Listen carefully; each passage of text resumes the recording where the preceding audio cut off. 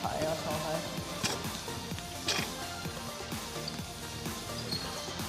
李航宇守候3区，刚刚上场的阿奇就飙进了3分。阿奇摆脱了大汉第一线的防守，刁钻了。队友跟教练都有提醒我，就是空档的时候还是要出手。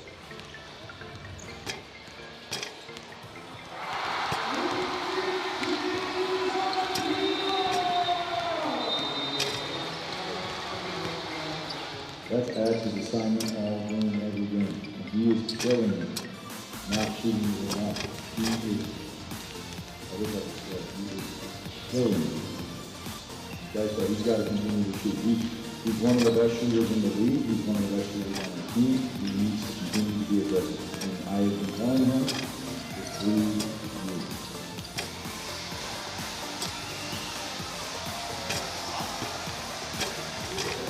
88比77。One of the things in our laws here is changing the game, right? Changing the game. Today, man mode, you went in and you changed the game.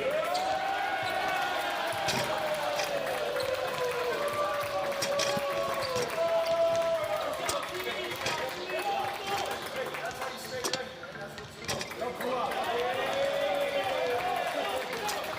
我一开始没有觉得我会拿到那个锤子，因为我觉得就是我的队友也表现得非常好的。那就是最后教练说是我，那也是非常开心，因为对我来说，这算是一种肯定跟鼓励。还好今天把这胜抓下，那真的是对大家的气氛来讲有很大的鼓励。And I'm really looking forward to the away game. The love playing at home, our fans are amazing. They're the best. But also we haven't really had a chance to go in and just be alone and just be together with the guys. I think road trips are really good for everybody. Players, coaches, everyone. And we haven't really had that yet. So I think it'll be good for us.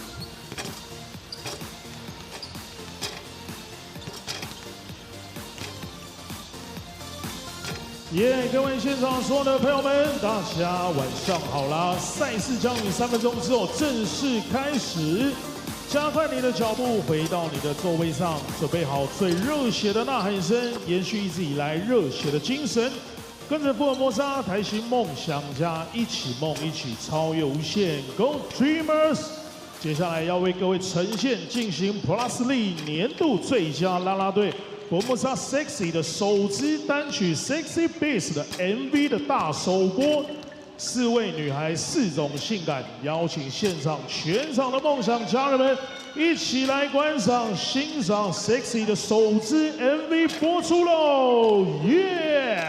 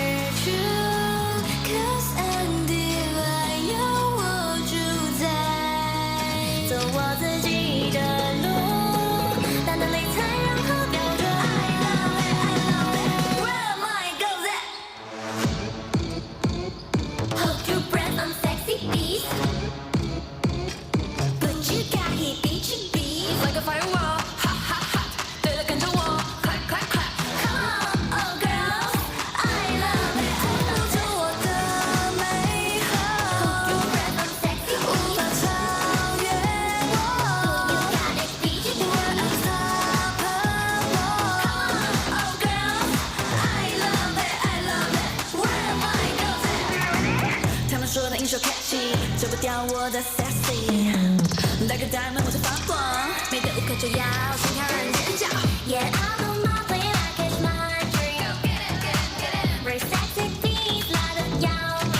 就把它迎而出 ，Cause I'm divine， 有我主宰，走我自己的路，淡淡理睬让它标准。I love it, I love it. Where my goes it? Where my goes it? Hold your breath, I'm sexy.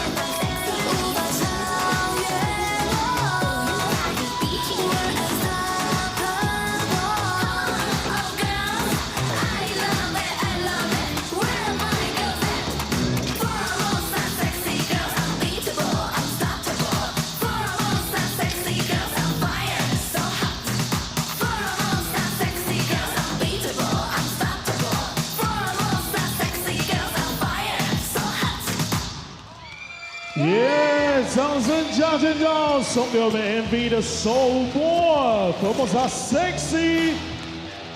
各位全场的梦想家人们，大家晚上好！来一个最可以的尖叫声 ！Yes sir！DJ 阿奇跟壮壮以及女孩们，还有我们2只可爱的吉祥物，一起来跟各位迎接今天的比赛。各位梦想家人们，欢迎回家！延续各位的最可以的加油声，持续的为梦想家来应援。一路走来呢，非常开心有你们的陪伴以及加入，在逐梦的道路上，我们共享彼此的能量。当这个能量不断累积的时候，全新的赛季，我们可以携手冲击2022、2023的赛季总冠军，可以写下更多动人的逐梦故事，以及可以共同创造更多的魔法时刻。所以就在今天，跟着我们一起来迎接的比赛，不要吝啬你们的加油声跟呐喊声。我们一起现在先来喊一下我们的口号。当我们说胜利是谁的，全场一起大声跟女孩跟壮壮一起喊我们是谁？你们说梦想家。当我们说梦想家，你们说加油，最后来一个 Let's go， 你们一起喊 Dreamers。OK，Ready？ 让我听到你们在平日这个时间最热情。今天已经上班的朋友们，不开心的时间就发泄在这里，把你们的声音借给我。Ready？ 准备好了，胜利是谁的？胜利是谁的？我们是谁？梦想家。我们是谁？梦想家。梦想家。加油！梦想家。加油 ！Let's go, Dreamers! Let's go! Dreamers！ 耶！掌声鼓励一下，谢谢各位的参与。等一下，keep住你们的热情，跟我们一起拿下今天重要的胜利。谢谢女孩，谢谢壮壮，谢谢吉祥物幽灵兽以及 Richard。精彩的比赛，待会马上呈现给大家。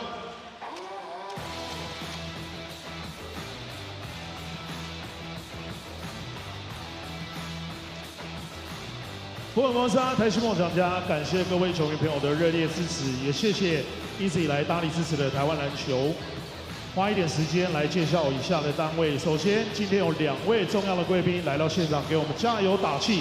先把掌声送给我们的贵宾，前长荣海运董事长暨海硕集团的总顾问张振庸，谢谢，来给我们挥挥手，谢谢顾问，以及我们的赞助商那么 Super 台湾区的总经理裴玄珠，谢谢您，感谢，谢谢以下的指导单位：教育部体育署、台中市政府、台中运动局、彰化县政府。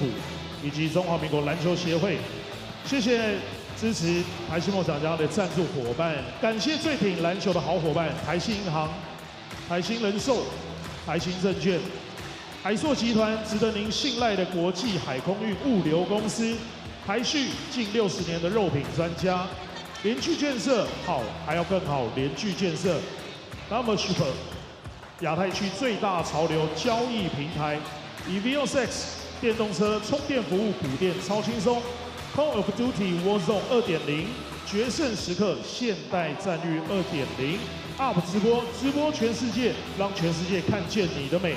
谢谢进发家祖传绿豆沙、曼黛玛莲川岛保养品，享受自信的内在美学。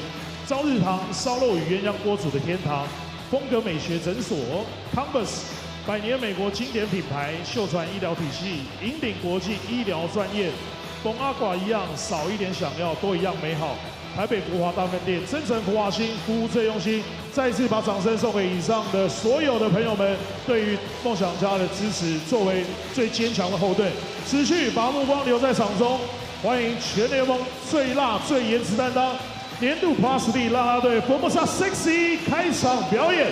今天壮壮也在里头 ，Let's go！On my lips, take a little sip, privacy on the door, I'ma make this shit work.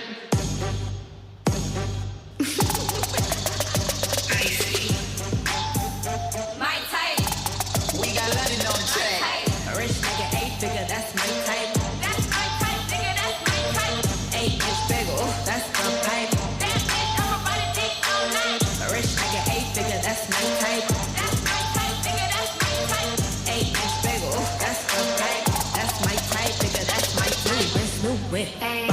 dips. I can see why all these basic hoes get. I like the BBC and some BBC. That's the type of shit that make a bitch TTD. That's drop them draws, I'ma lock them jaws. You ain't never had a bitch from Slauson. Yeah, I like the type to eat the pussy till I levitate. I'm the type to make them beat it up and meditate. I don't really got type, don't discriminate. I just sneak a dick. Ayy. Hennessy on my lips, take a little sip. Privacy on the door, I'm in this shit with. A rich nigga, 8-figure, that's my type. That's my type, nigga, that's my type. 8-inch bagel, that's the pipe. That bitch, I'ma ride a dick all night. A rich nigga, 8-figure, that's my type. That's my type, nigga, that's my type. 8-inch bagel, that's the pipe. That's my type, nigga, that's my type. New whip, ride around dips. I can see why all these basic hoes get. Bust down, bitch, that a bust down, bitch. Said I want your man, no the fuck I don't fit. He a rich nigga, why you still hitting lick? Niggas spinning bread, but he still can't hit. Bitch, please. Lamborghini keys, pussy dripping ice, he get flown out to me. Bitch, please. I want a man with a beat. Cookies in the bank, I ain't down, that's my type.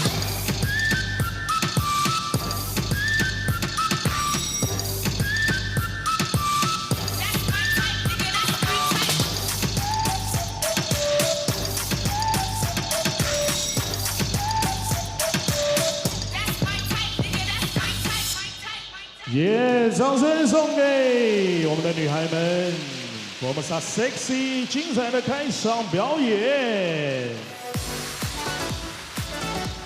要来正式欢迎台北富邦勇士球员们进场。1号陈范博彦，8号周桂宇，12号林志杰。14号蔡文成，15号谢宗荣，23号探听队石伯恩，24号简廷照，29号张根玉。台北富邦勇士先发0号赖廷恩，Number 5 5号 Chris Johnson 强森。11号洪凯杰 ，Number 17 17号 Michael Singletary 辛克利，21号曾祥军，台北富邦勇士篮球队总教练许晋哲，助理教练吴永仁、江志正、林伟浩、魏维，领队蔡成儒。福摩沙台新梦想家，全新的赛季，全新的阵容，让我们汇聚能量，用尽全力音乐，可以吗？ Come on, let's welcome Formosa Taishin Dreamer. 「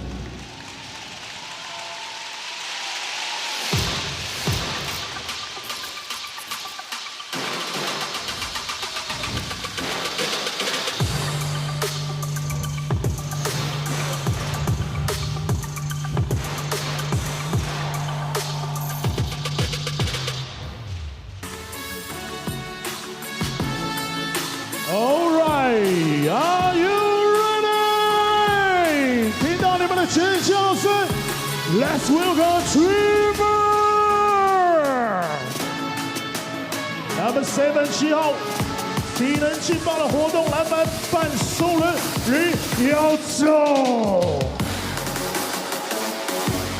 绿色闪电来自彰化的光速4分卫，Number 8号王振宇。Number 11 11号本土单场最高分纪录保持者标速跑车吕旭奇。全场压迫专家28公尺大作 Number 14 40号国民前锋吴有胜。26 26号梦想家的最后一道防线，台湾魔术李德伟。28 28号梦想家的后场魔术师全能射手卢冠良。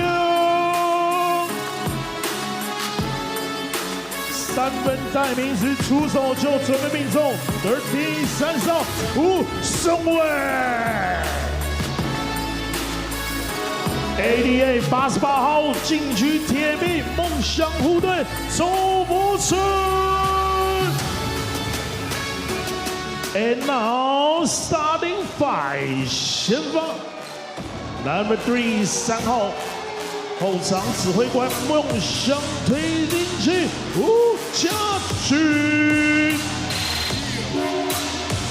Number 13 13号来自马里兰的全能摇摆人杀手 Malcolm Miller。34 34号来自威斯康星的地图防守兵器火锅制造机 Brandon Gobert。21 21号台湾篮坛的传奇射手美梦狙击手刀哥Chen浩。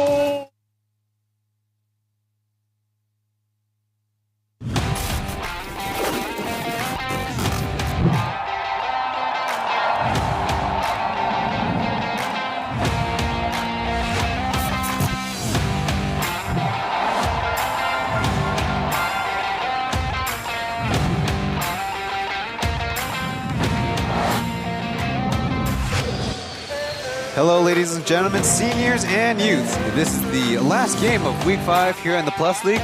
On a Tuesday night, it's the Taipei Fubon Braves against the Formosa Taishin Dreamers. Welcome to Chill Hi Hi, as they like to call it here, for a special theme game night. I'm Ryan Chen on this English broadcast of Plus League basketball. Tonight, joined by Kirk Long. Great to be here, Ryan. Exciting night, and teams look ready to go. Great atmosphere always here in Taichung.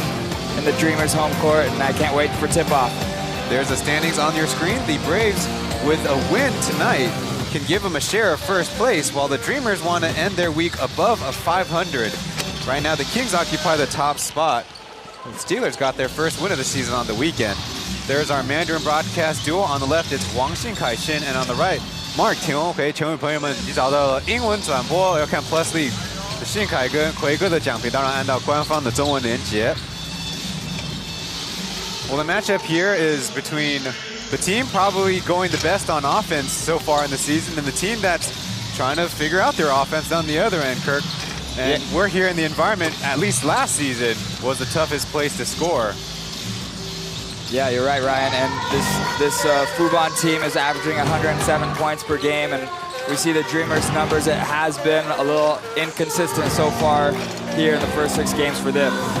In the third season, the Dreamers, there you see highlighted, only averaging 85.8 points per game, while still having a stingy defense that is still only less than 90 points as the league averages 95.5. Well, one of the biggest things for the Dreamers is they haven't had a lot of production from their local players, and that's a big question that Coach Julius is taking a lot of responsibility over for in the post-game press conference. At least the last game against the Lioneers, saying they need to just figure out their stroke better because those shots were there. Yeah, they have guys that are playmakers, can create, and we saw oftentimes last season how their local players at times carried them offensively. So we know they have guys in their lineup that can put up bigger numbers. and they're still figuring out chemistry-wise. They have some new imports there they're working in, and that chemistry will come. One key matchup that we'll be talking about in the pregame is there on screen Manimal. He's tasked with guarding the imports for opponents oftentimes versus the man taking the layup right now, number 17, Michael Singletary. We spoke to them both pregame. The Braves have kind of been holding Singletary out of some of their matchups as it is a longer season, opting to have Chris Johnson right now, who's got a full attendance record in the early parts of the season. Let's listen to Singletary. No. At least I hope not. We still got a lot of season left, so for me, I don't really feel like I've played that well, but we've played well as a team, so that's the most important thing is for us to just continue to stack wins. But yeah, definitely not the best, I hope. I think we're in good shape. I just think the best thing is we just got to take it one game at a time. We got to take this game on the road, which is going to be a tough game here to play here, and we get 2 more back at home. So that's something that we couldn't ask for. But for us, it's a tough schedule, but we're the defending champs for a reason. So we got to take it in stride.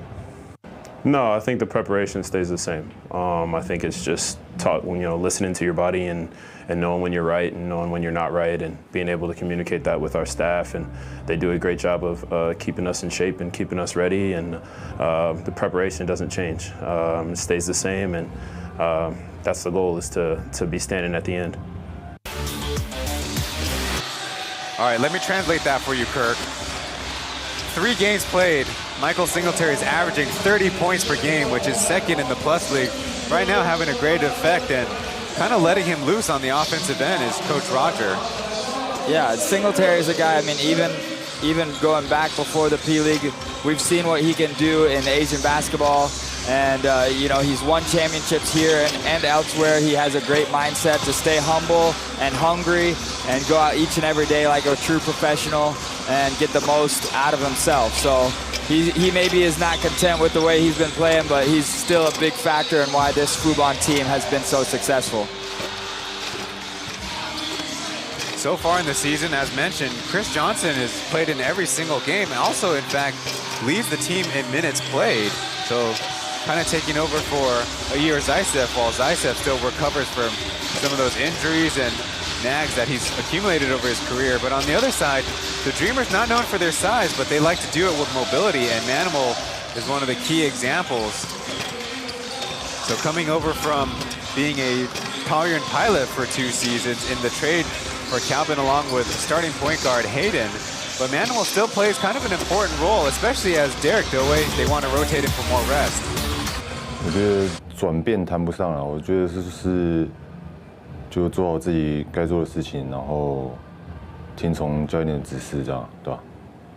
我觉得教练他是蛮喜欢我，就是很有能量、很有活力这样。我觉得这是一个，就是我自己蛮大的一个优势吧，这样。然后加上我的就是移动力，就是篮板，然后跟无私的分享球这样。对，我觉得这应该算是我的优势。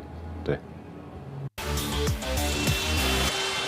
So Manimal with a pretty classic line, just do what the coaches want me to do, what I'm supposed to do. But the second part of the interview was interesting. As we all know, Manimal is one of the more physical, agile players in the league. But I think on a Dreamers team, like you say, with plenty of good shooting talent, he's not a guy who is really looking to score, looking to make a lot of shot attempts in the game. Though he has shown a 3-point stroke recently. Yeah, he has, and that helps a lot for teams that can open up the driving lane when you have a stretch 4 like him, or 5. Those shots can be big shots. Well, thinking about the Braves and how they are a top offense, one thing they do is score in transition. 12.8 points per game on the fast break, according to the league stats, is #1. And in fact, 31 points in the game against the Steelers is how they reached 125.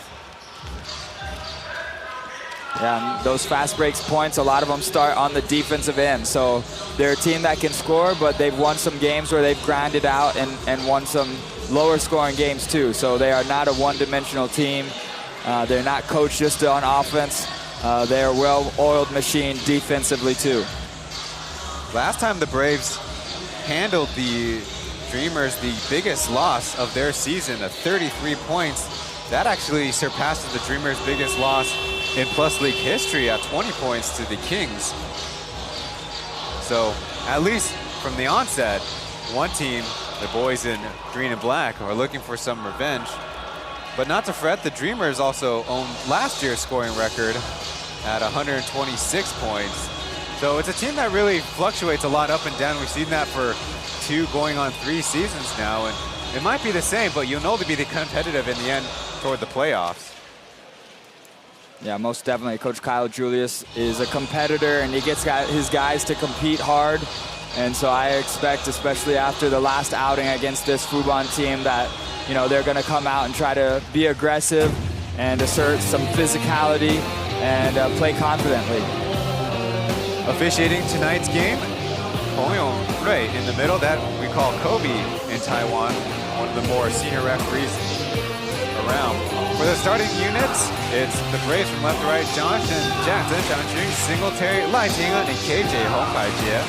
And for the Dreamers, it's Gilbeck, Malcolm Miller, Doug Jianhong, Kenny Chen, and Hayden Wu Jiajuk. KJ for the Braves is only made 1 start this season in a loss against the Kings, but Roger giving him another shot at the starting spot. But more interestingly, Doug is making his first start of the season after early on in the first opening 2 weekends. He only played 1 of the 2 games, probably trying to save his legs. Yeah, it's a long season, so coaches want to be smart, and they put a lot of thought into which games you're going to play or which games you should rest, depending on what the other team does defensively. And we know Doug can stroke the basketball, so he'll, whenever he's out there, he's always looking to be aggressive with his shot. The all-time head-to-head, as these 2 teams have had us been in there since the very beginning, is Braves with 9 and Dreamers with 6 wins. Of course, a couple playoff series going the Braves' way. The Dreamers started the season with 2 home weekends, and they went 2-on-2 on those games, and then most recently 1-on-1 on the last 2 road games, whereas the Braves actually took their first 2-game losing streak early on in the season. Last year, it wasn't until game 20 and 21 before they lost back-to-back. Let's see how they adjust and set their sights for the rest of the season. The Braves will be in their blues. The Dreamers in their green and black Seatown set that they like. Created a lot of winning streaks last season. They'll start with the basketball. Doug immediately getting a touch. Will pass out of it. Now it's Miller with a shooter sleeve for tonight's game. Knocks down the first one.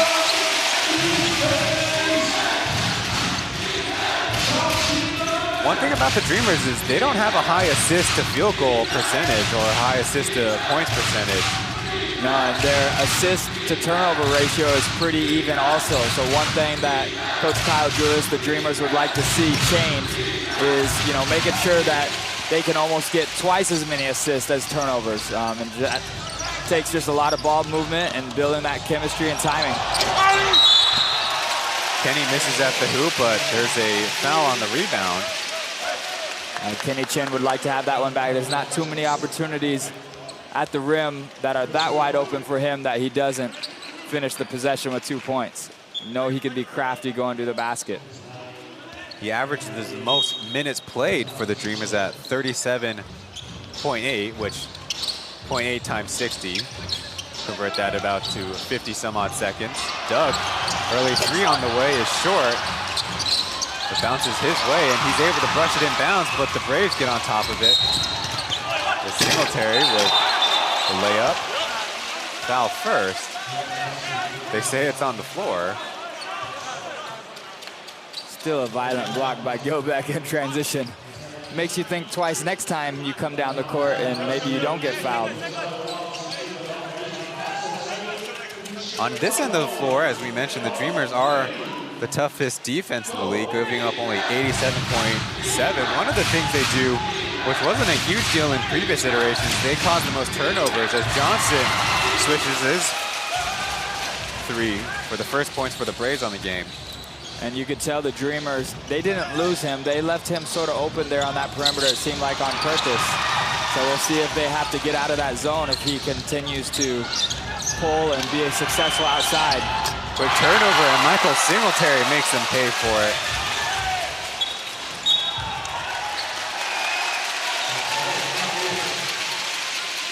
Quick foul by Taishin, trying to add on to the run by the Braves.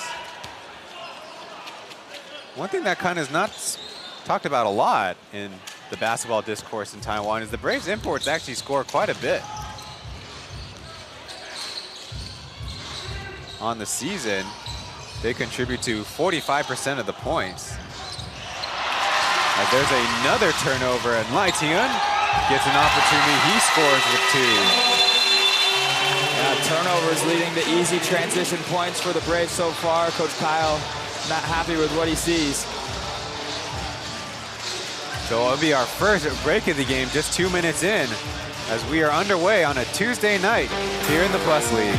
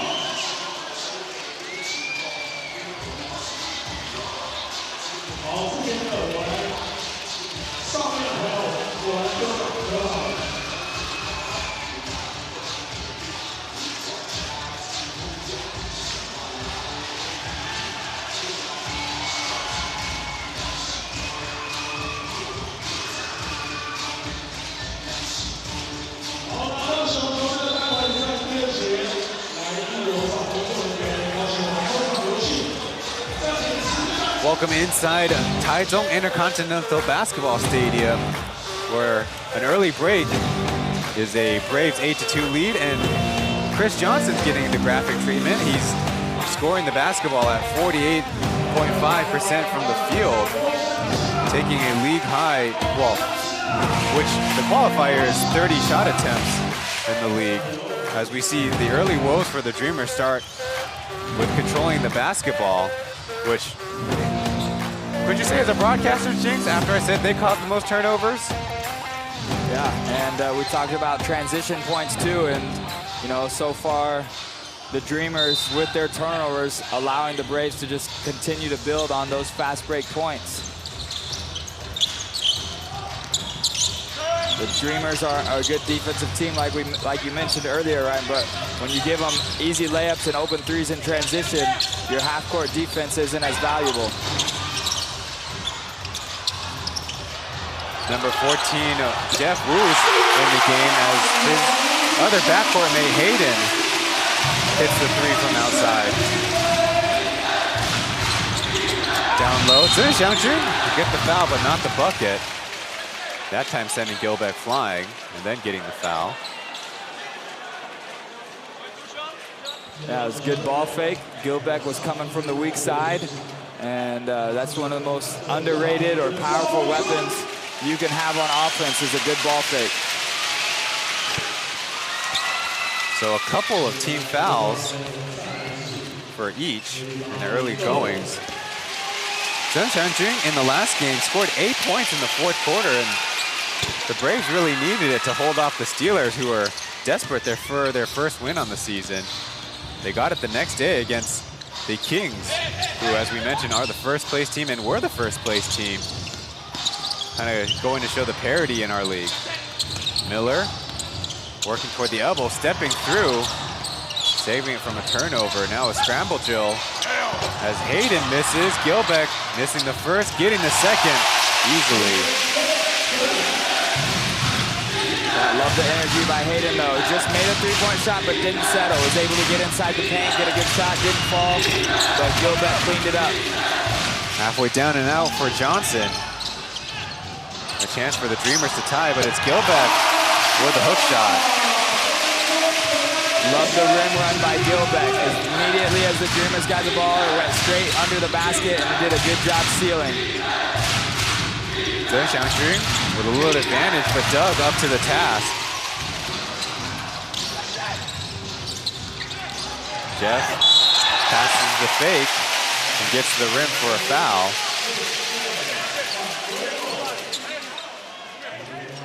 Dreamers showing us that they can score in transition too. Really always mindful and trying to push the ball up, trying to get easy early shots. That time, good job by Hayden and Jeff being aggressive, attacking the basket.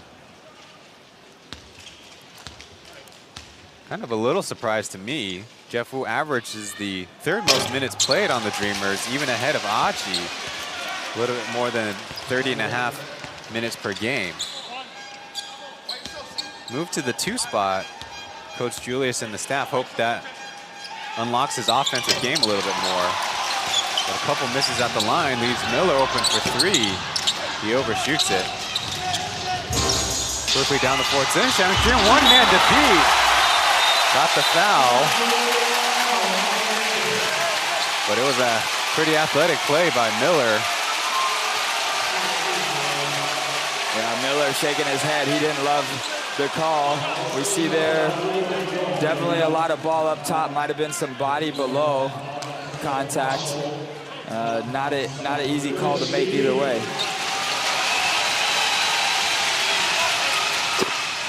Another chance at the line. Chen Xiangxun hits the first.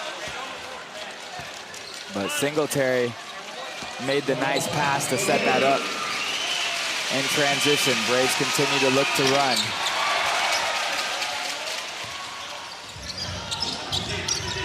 So Miller will try to get it right back and choose and kick it out.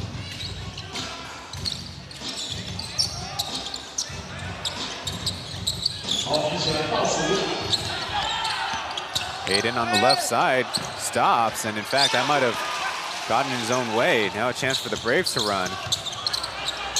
Singletary through a crowd, but a couple bounces and out. Now Doug will try again short, and will bounce above the backboard, out of bounds. Yeah, everybody in the crowd was halfway out of their seats that time. They wanted to see the transition three-pointer go down. They know Doug Creighton provided a lot of big shots from beyond the arc in his career. Johnson fakes the shot, then passes over the head of Chen Xiangxun, who was already angling for a rebound. And that's where you do have to give credit. The Dreamers' half-court defense is good.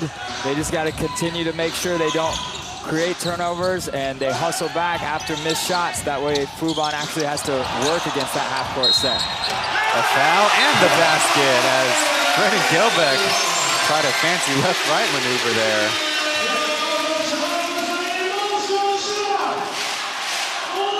He did score a career-high 34 points in impressive fashion. Yeah, Gilbeck has had that extra hop in his step as of late, scoring the basketball. We know he's a guy who can score in a variety of ways, but when you have that mindset of just being a little more aggressive and your body feels good, that's where he's at right now. That was against the Kings in impressive fashion. Another low touch leads to an overshoot by Leitingun. And then a foul in transition. That'll send the Dreamers to the line. And Hong Kai-jae will commit some of those odd fouls on the floor, but he'll be taken out for Beast. Yeah, not the worst foul there by the Braves. Dreamers were off and running, getting their fast break started, but when you send guys to the free throw line, because you're fouling 60, 70 feet away from the basket, that is actually not smart. So I take that back.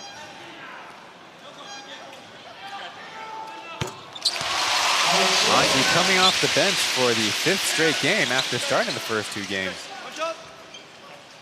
of the season. He's been increasing his scoring average for 4 consecutive games.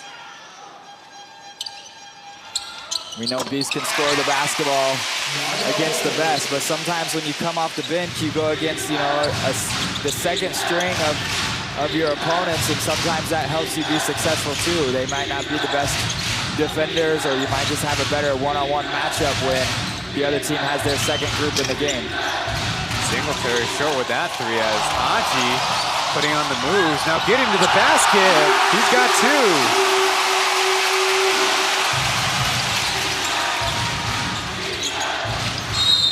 Now it's the Dreamers who go on a run before a foul. Zhejiang Dream right now is the focal point for the Braves offense as we get another look.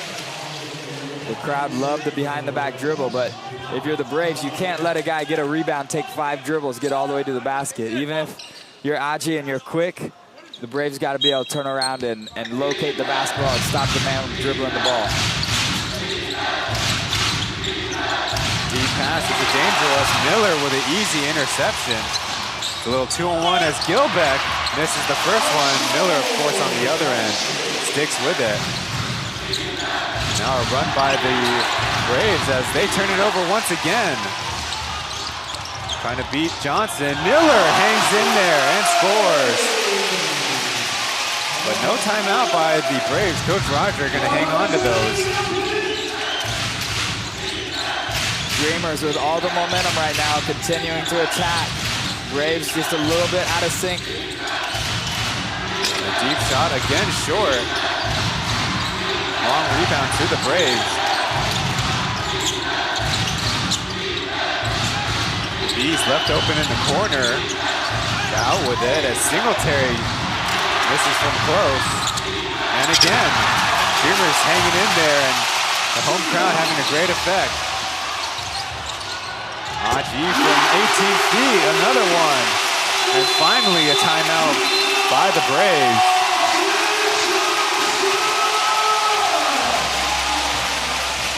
Crowd loving what they're seeing. Coach Kyle happy, Dreamers happy. Braves, after a good hot start, have become cold from the field. Just gonna talk about it. They need to settle down and just get refocused. By my math, that's a 19-3 run by the Dreamers. And like we said, it kind of starts on the defensive end. Once or twice they get lucky with those open threes, but fighting down low inside against a couple of Braves layups.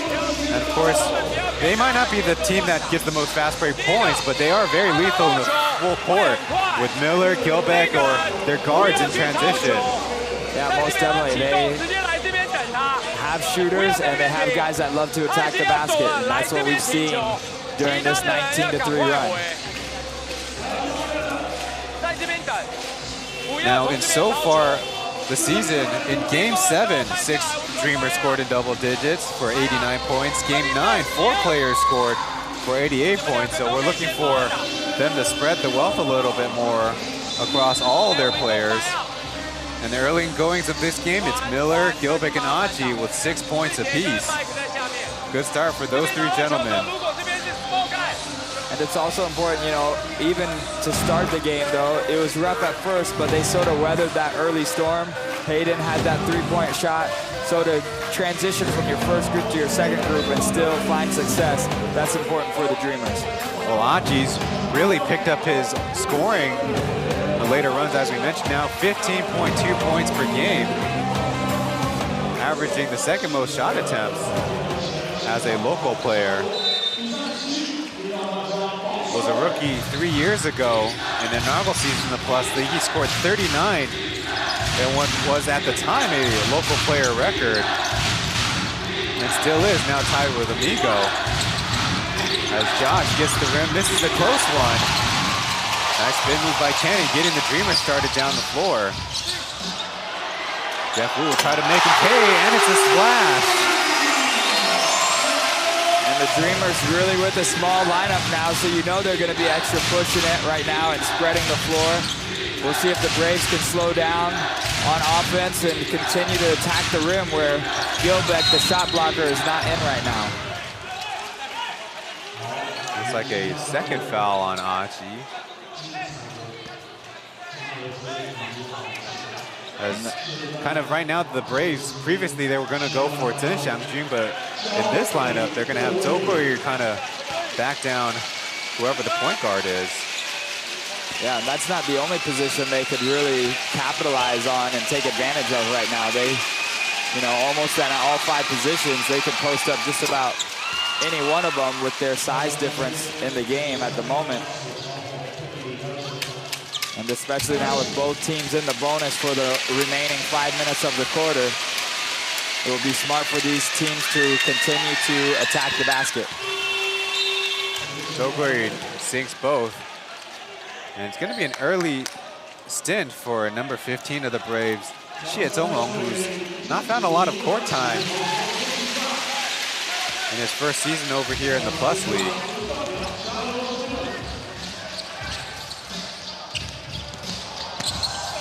Look to the rim and blocked. It'll stay Dreamers basketball. That was a great defensive individual effort right there. Jeff Wu had him beat, but great recovery, or great help side defense, excuse me, by the Braves. Another nice spin move by Jeff, but this one is out. Xie Zonglong was going to play the center, but Michael Singletary will bring it down. Rookie Chen Fan's going to get hounded by Jeff here, and loose pass will go back court.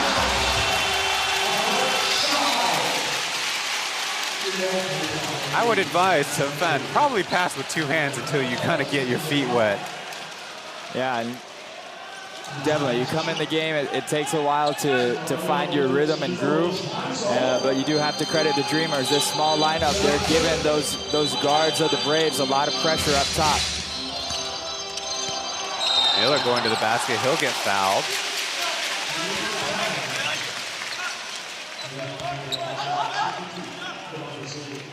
His first season as a Formosa Taishin Dreamer. Miller will step up to the line, averaging 18.5 points per game, and you've seen that number kind of go down recently as teams have figured out. There you see on screen, first game, 30 points, but only 14.7 in the last 3 appearances. Yeah, Coach Kyle, though, telling them after that last possession, good job, keep attacking to the basket right now. Chris Johnson out of the game, so really has opportunity to keep attacking the glass. Look what I found. Kenny Chen gets perhaps the easiest 2 of the night. And now the Dreamers are doubling the Braves in scoring as Zokoi will muscle his way to the rim, but miss a close one. Goes down to 4. It's Wu Guan now who takes his first shot.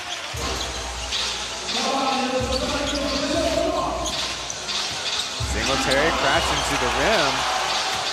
The Dreamers are up to the task and in fact get the ball on the ricochet.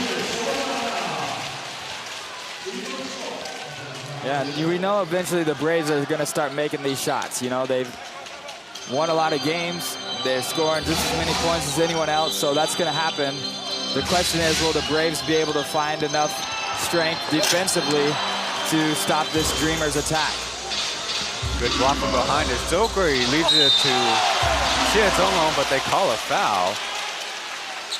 One of those lift principle plays. The Braves' previous low in quarter scoring this season was 15 points against the Kings. Get another look. Yeah, nice block up top by Jeff Wu, but just a hand in the back is what he got called for.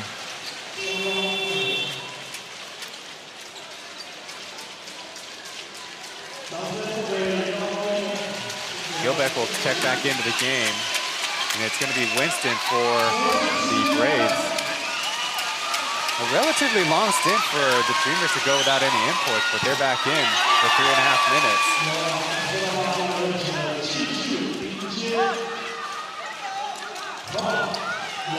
Yeah, those are crucial points too. You know, those imports need rest to be more effective later in the game, so if your team can play solid basketball with them on the bench, then that's just going to help them be more successful towards the end of the game when you need them more. Xie Zonglong, born in Taipei City, one of the rather rare locations, if you can believe 2 million people. Not exactly a basketball hotbed. foul first. It'll be free throws.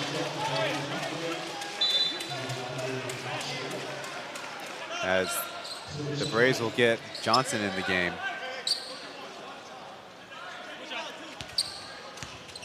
He had another 30-piece in the game against the Steelers. 36 points on 13 of 19 shooting. But it's Gilbeck at the line. He makes his first free throw of the trip.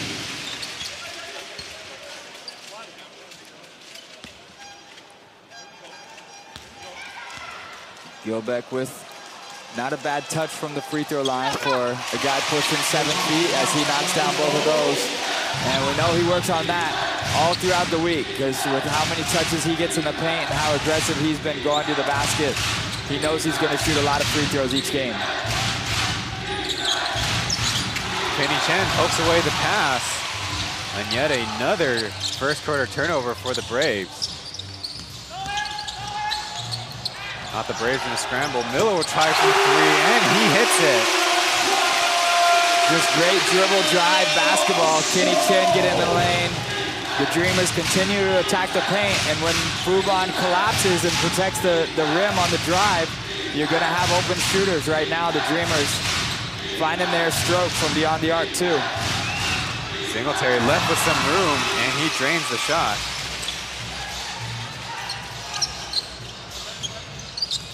Already an early hole, but the Braves notoriously dug out of a Game 1 big deficit against the Dreamers in the playoffs last season. Winston Euros his way to the middle, and as hard as it is for the Braves to score around the basket, Winston will make any shot work. Yeah, he's been crafty and been getting to the rim for his whole career. There's Rufanel with an early 3 as he's trying to find confidence with his new team.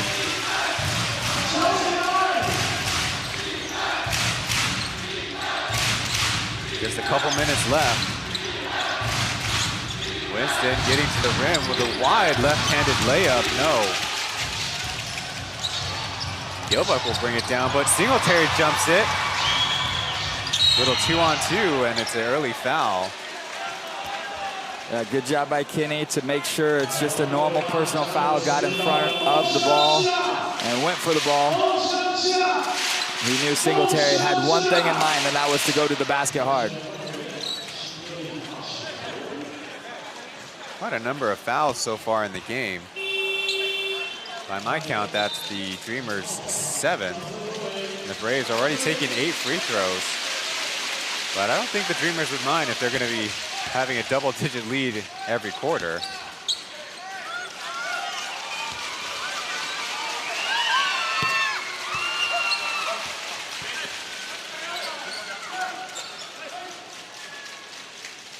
Singletary is leading the Braves in scoring with 7 so far.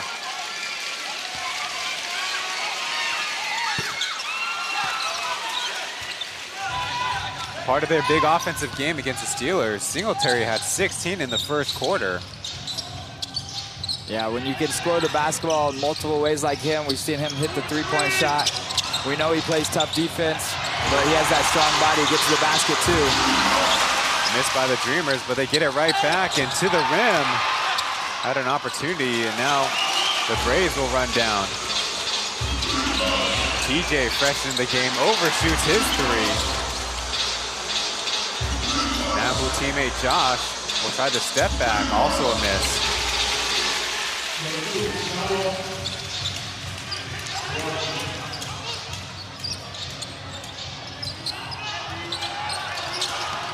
Gilbeck kind of spun the wrong way. Johnson was anticipating it.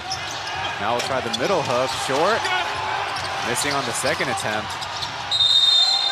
And we got a jump ball down low. Yeah, Gilbeck frustrated at that opportunity. Normally when he catches it that close to the basket, it's almost a sure 2 points, but you got to give credit. Chris Johnson really battling here in the post, making it as hard as he can on Gilbeck to get a clean shot at the rim. And it ends in a jump ball, Braves possession. So even though the Braves got down big double digits, they have opportunities here to get this, back to a reasonable, amount of points against you. So let's see what they can do in this last possession or two.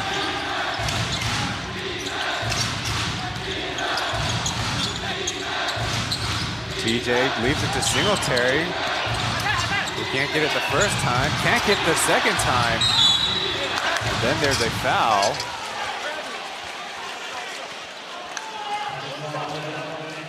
It's a lot of bodies right under the rim, fighting for those rebounds. Singletary could have 4 or 6 more points to his total already. He's frustrated because a couple of his layups have gone off the rim and swirled out. And he'll continue to fight down there in the post, though. Winston leaves it well short.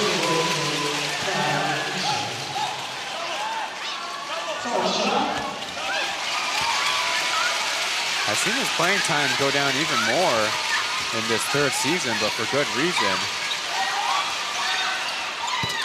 As Coach Roger always promises him lots of minutes in the playoffs. 1 for 2.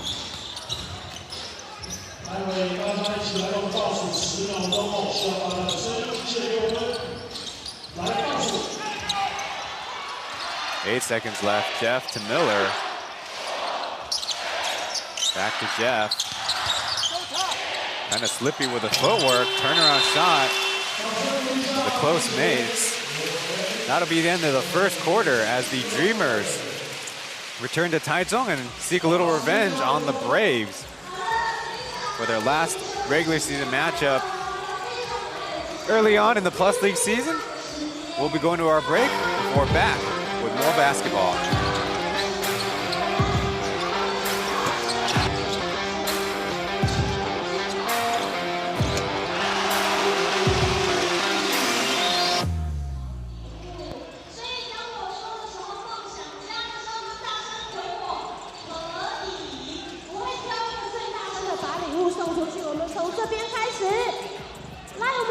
准备一下，当我说梦想家的时候，你们说可以哦，准备好，梦想家。OK， 很棒很棒，好，准备再来第2组这边，刚才已经有示范过了，这边声音应该可以更大声了，准备好，梦想家，很大声声音，礼物送出去，接下来在最后一组，把你们的声音借给我们，梦想家。 礼物统统送给大家，谢谢！让我们继续为梦想家一起加油！油门砰砰换挡，过得爽爽就过得爽爽，行情全数砰砰上涨，穿梭在路里，穿梭在雾里，从此没顾忌，出现在后照镜。 好，跟大家报告一下，刚刚拿到小球的在倒数第2节，第2节倒数5分钟，第2节倒数5分钟，刚刚拿到我们丢的小球的，请到1楼找工作人员，邀请你玩中场游戏，不要错过了，注意到我们的时间，谢谢。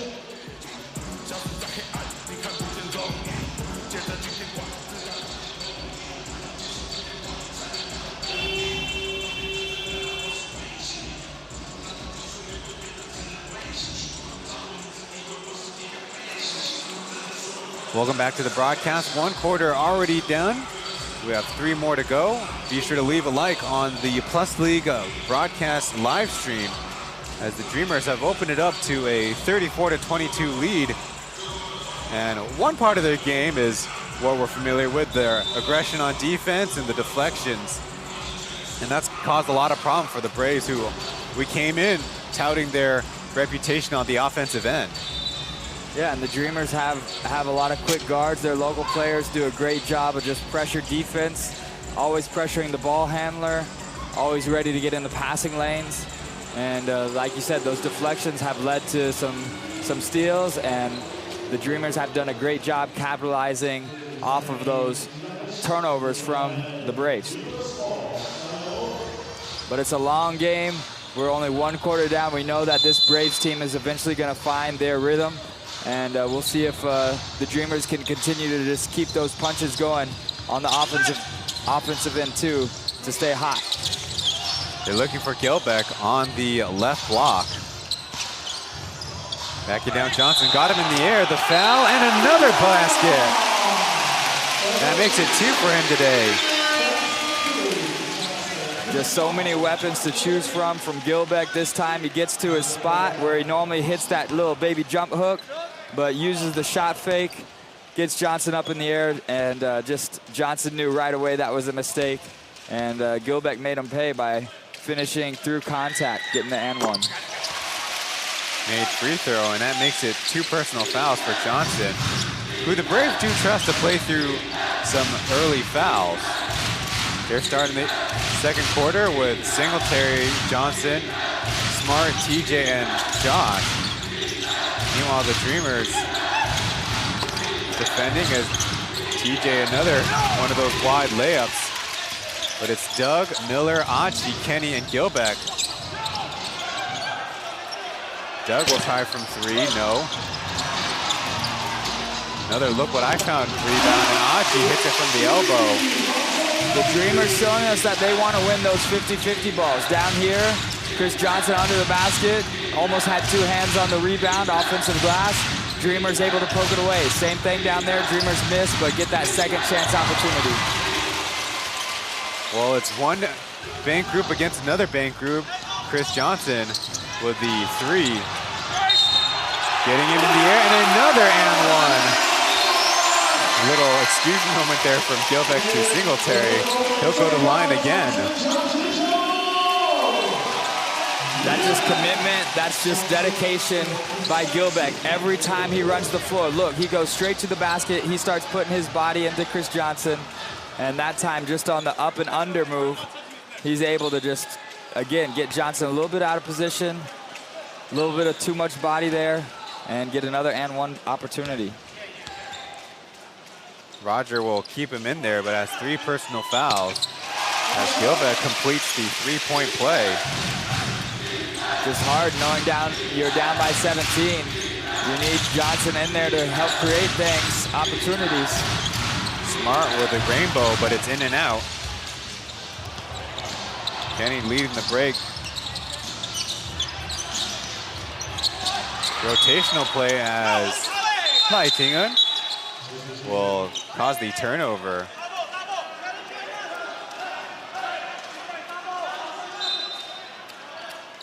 Looks like Achi will get the challenge out of Coach Julius. You get another look early on. I know, sometimes when your hands are part of the ball, and it looked like it almost went off of Achi's knee last, but they'll get to watch it from a few different angles. That time it looked like a clean swipe.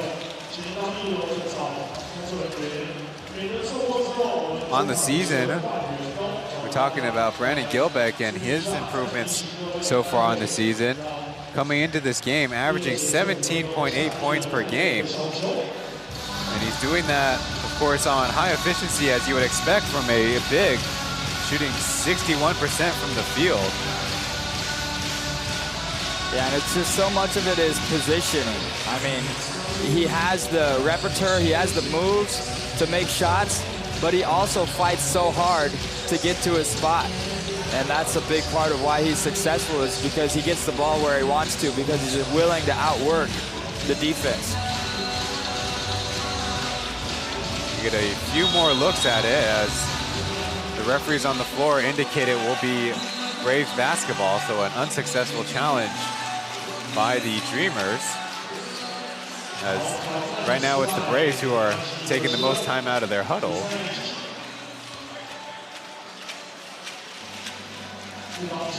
So if you're talking about improvement, Gilbeck's gone from 12 points per game last season, of course, to the aforementioned 17 and 8/10. And that's great. That speaks volumes to character as well, because, you know, in the game of basketball, you can always have something to be working on, and Gilbeck knows that. He's continued to develop. Just because you're a professional basketball player doesn't mean it's time for you to stop working hard. He's worked hard, and that hard work has paid off. Those numbers are due to a lot of hours in the gym. Nice slice by Kenny Chen. He scores with the right-handed layup. After Lai Tingun used his patented move, faking the pass, but missing the finger roll.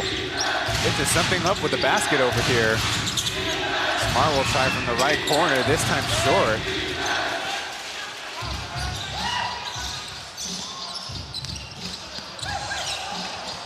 Miller.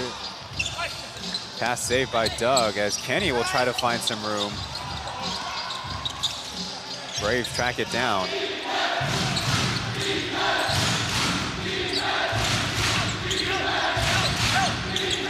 Now it's Singletary on Achi, but the double comes quick.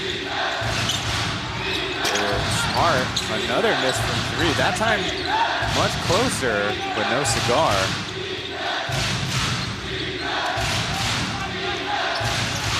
Lai Chiyun in the pick and roll. Try to find a little room, easy block by Gilbeck. And the referees need to kind of check the clock as the buzzer sounded, so. It won't be much time, no matter what it was, and that's great defense by Gilbeck. Comes out to the perimeter on the pick and roll that the Braves set, and they switch it, and he's still able to have enough foot quickness there to stay with it and get that shot block. Great job. They'll give the Braves half of a second. And I think maybe for rotational purpose, but kind of mercifully, Gilbeck is subbed out. Obviously, the best shot blocker of the league. Singletary from the corner, short with it. Down the other way, it's Manimal who beats Smart to the basket.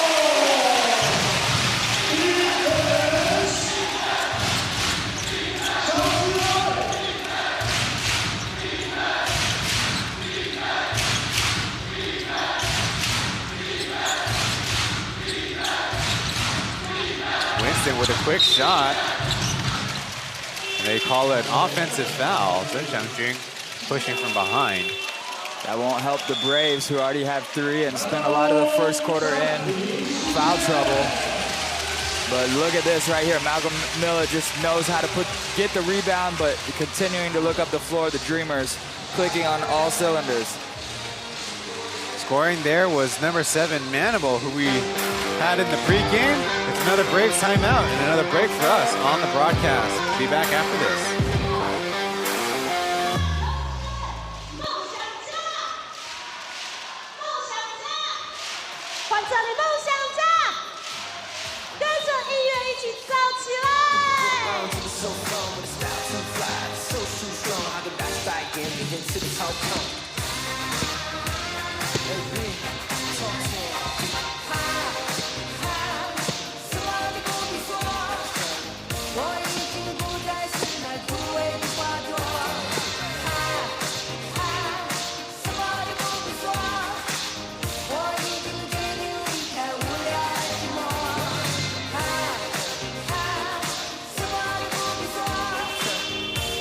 Yeah， 暂停时间到，谢谢庄长，谢谢女孩。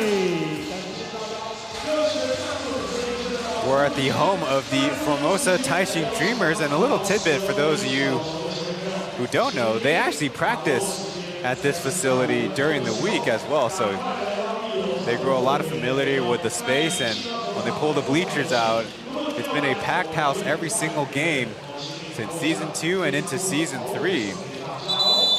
Yeah, the environment here is great. Every single game, fans are showing up, ready to cheer on their team, ready to see some high-level basketball, and it's not very often they're disappointed. Dreamers come out of their huddle first. Miller, Doug, Achi, Jeff, and Manimal. Not afraid to go small. Meanwhile, the Braves probably don't mind it either. Singletary, Xie Zonglong, Winston, Jack. So 2 local centers, but of course only the 1 guard. They're kind of showing off a 2-3 zone now. Nice find as Miller able to finish up close. Textbook ball rotation against the zone. They got it down to the short corner. When the middle of the defense focuses down on that baseline, you have that drop pass to the middle, and a great job by the Dreamers. Chen Xiangjun this time overthrows the pass, and he was slated to get subbed out. Now Johnson will man the middle of that zone defense.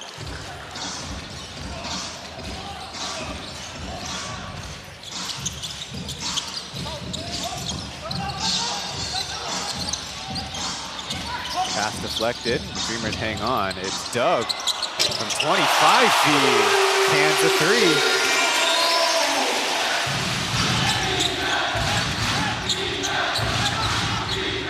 Chen dodges the contact, so it's Lai Ting-un who can't finish yet again. But Johnson, Chen to the other way. Good job by Fubon getting those second chance opportunities. First one doesn't fall. It's good for them to be attacking the glass. Aji tries one for deep. That's in and out.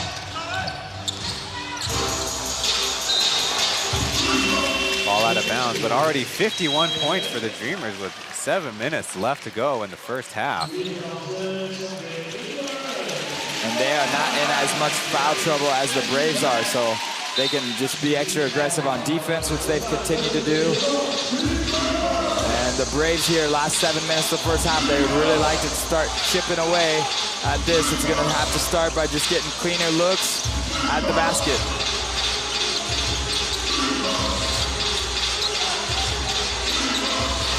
Singletary on Doug. He'll try the early three. That flattens out, but Johnson's there for the challenge and tripped up by Lin Yaozong. So again, they'll concede some free throws, but right now the pace is what they want it to be. As kind of the referees know, they take a little huddle in the paint. Back-to-back possessions, Braves getting offensive boards, so trying to climb back in this game any way possible. The second quarter, just like the first quarter, kind of going all Dreamers. Right now, 17-5. Now the Braves are back to man defense.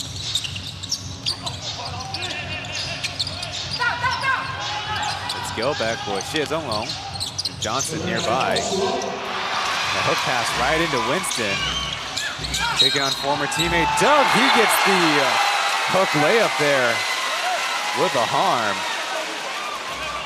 You know, doesn't have the length of a lot of wing players or power forwards, but he's so crafty at just where he's able to release the ball and just find the right spot on the backboard. You know, full extension there, and that's what's made him so hard to guard throughout his career.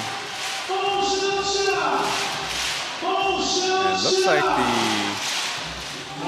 Dreamers call timeout as Doug Creighton majorly took exception to the foul, which seemed pretty obvious, so you'd think maybe something else was happening on the other end.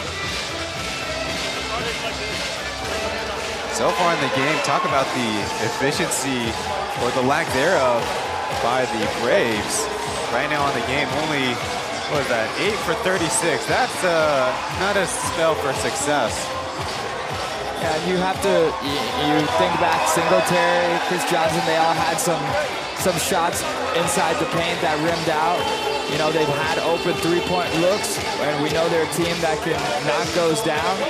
And so it just hasn't been their night, but even when you have an off shooting night, you still want to try to find some other things to dominate with. You know, is it going to be offensive rebounds? Is your defense going to be suffocating? Because Fubon knows they can win basketball games even when they have a bad shooting night. But you got to give credit to the Dreamers because they're playing well on both sides right now. The only deficiency in the Braves' losses really was their free throw shooting. And overall on the season, 68.6 is only second place, but that's only 28 for 51 or 55% in their losses. Well, I guess they're doing all right in that department, but really less than 30% from the floor is kind of problematic, as you see Kobe talking to Doug and Aji there as the trail official. But we left off with Winston's and one. And he can't convert.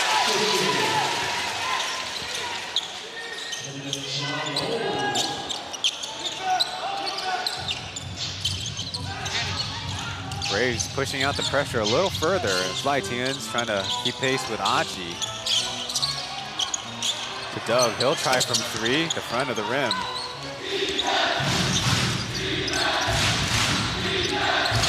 Singletary with a little bit of lane, but erased by Gilbeck.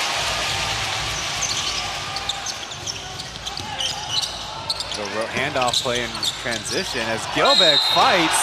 He's got the foul as the Braves couldn't keep him out. Of course, the team trying to get it on anyone but Johnson, and it looks like it's going to be on 15. Shit, Zongno.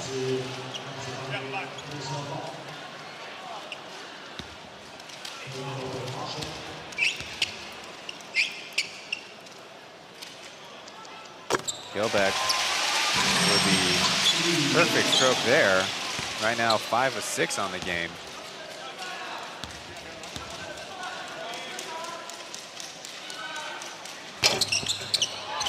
That time getting the bounce as the Braves will bring in Zhen Xiangjun.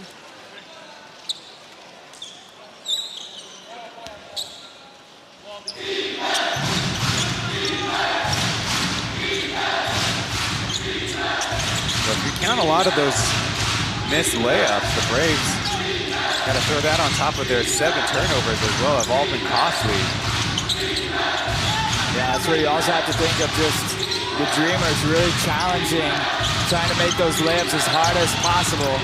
There's an outside three splash by Leitingen right before the shot clock.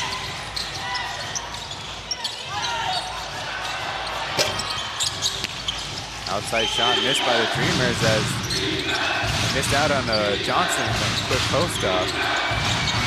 And then Winston doubles it down. Momentum can shift awful fast. Back-to-back threes by the Braves. Dreamers just need to settle down, get back to getting those good shots that they were able to get from Gilbeck in the half-court set earlier. Singletary takes advantage as Johnson will lose the handle and lose out on a layup opportunity. They'll keep possession, but a net positive for the Dreamers.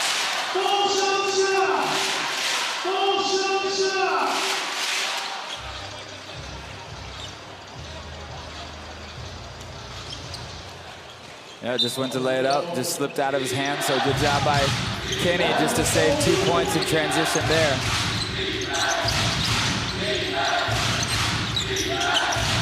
Johnson with the long limbs, close to that shot as the Braves crash into Miller a little too hard. And that will give the Dreamers to try to stop this Braves momentum and get back to the free throw line since the Braves are in penalty. After a long break, Hayden will check into the game for Haji. There he goes. Indeed, it will be more Dreamers free throws now.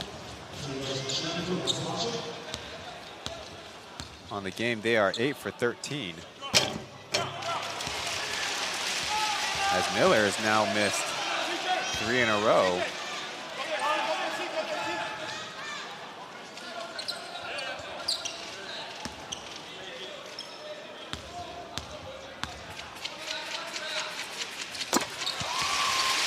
He hits the second one.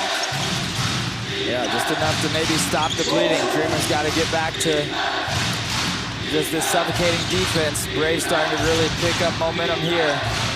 They'd love to see this a single-digit lead going into halftime. Lighting bouncing out the 3 at Chen Xiangjun. Puts the move on Gilbeck and a foul. The Braves are finding some momentum. It's going to be on Miller, who came in from the side. And you have to give credit again to the Braves. They missed their first opportunity, 3-point shot, but they're working hard on the offensive glass, and they have almost 10 points in this quarter alone just on second chance points and opportunities. Well, made free throw. In the Braves' 2 losses, they had an offensive rating of 99, which is supposed to be pretty decent. But they only need to do it on the defensive end as Miller tries the big arc.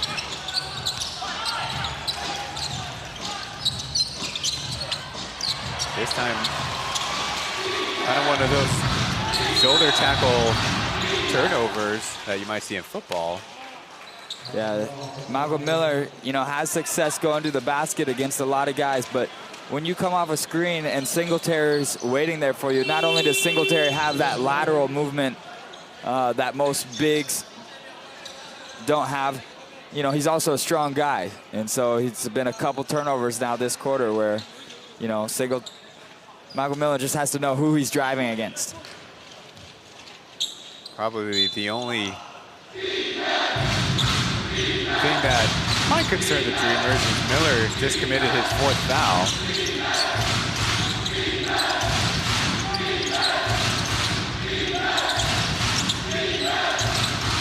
Hook pass somehow gets to Johnson. He's able to just barely stuff it in. As the Braves bench tries to get a foul there.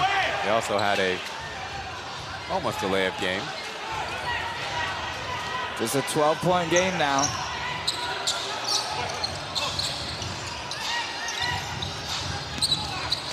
Hayden to the basket, but poked out of bounds. As we have a technical. Is it on Roger? Always curious who they call it on, whether it's the coach or the bench. They're getting a look at what they saw. Might be a little bit of a push. Yeah, Gilbeck did get one hand on it, just trying to make that shot a little bit harder, which Chris Johnson did feel. Didn't affect the fact that he was able to dunk it through. But in a game decided by numbers, each foul is important, and Chris Johnson's in foul trouble on one way. The Braves would love to see Gilbeck spend some extra time on the bench because of fouls too. But right away, Gilbeck commits the illegal screen. He has done that periodically in 2 seasons. Yeah, that time also is just the seal right here, just a little bit of push off to catch that ball. A good acting job by the Braves, but still, he did extend that hand.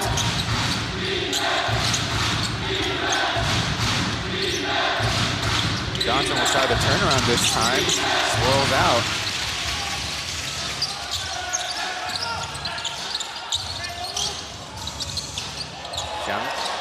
Jeff with a fancy move, but misses the jumper. They're going to say it's going to stay with the Dreamers.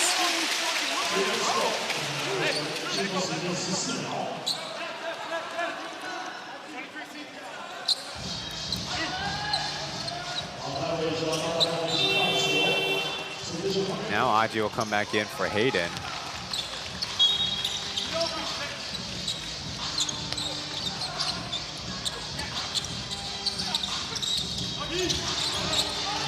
Doug gets freed in the corner. His 3 is on the way. Long rebound right back to him.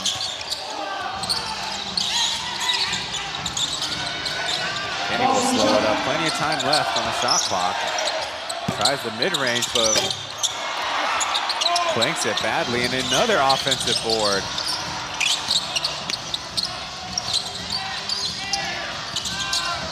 Gilbert from up close, no foul as he finally forces the miss. Johnson does. Winston in the corner, his 3. No good, it stays with the Braves.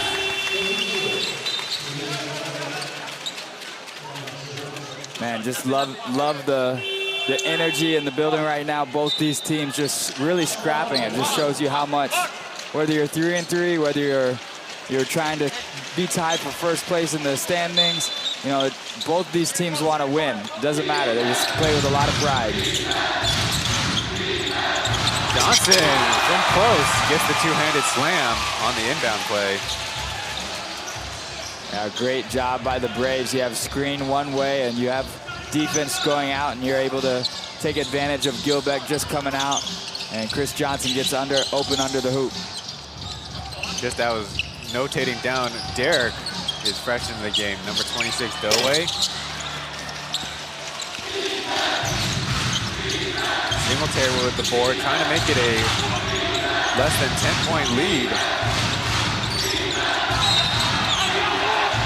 Kenny called for the foul, trying to stay behind Johnson. Yeah, Kenny trying to do everything he could there for 4 or 5 seconds. Chris Johnson really posting him up. Could have maybe been called earlier.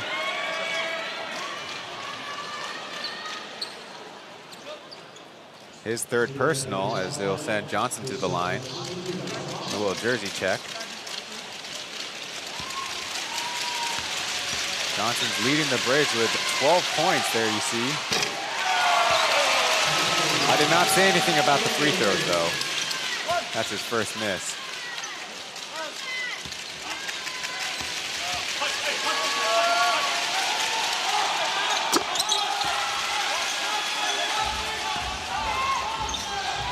And there it is, a 10-point game as the Braves have kind of lulled the Dreamers into a little bit of some lackadaisical offense. Derek trying to go quick. The turnaround jumper, too strong. A little bit of a scramble leads it to Johnson. DJ's three is on the way, no good.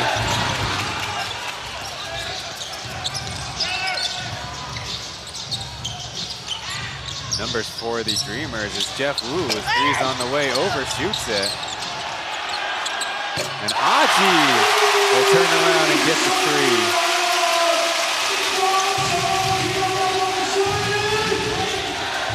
The Braves had inside position twice there on this end of the court and the other end of the court, but the Dreamers were the ones able to come up with the rebounds and what I thought might be less than a 10-point lead at halftime with Aji's three. It looks like it'll stay in double digits.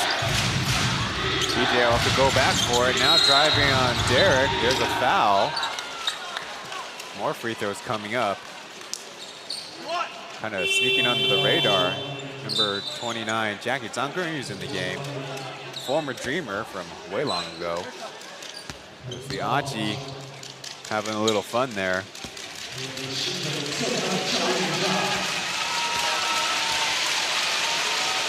He's the third Dreamer to get into double digits. 6th overall pick, TJ Jiantingzao steps up to the line. Had a very impressive stint in the double overtime loss against the Lioneers.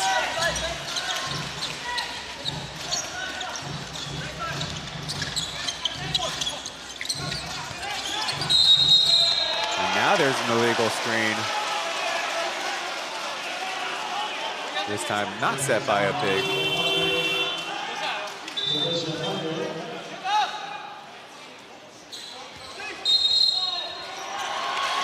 And there we have a technical the other way now.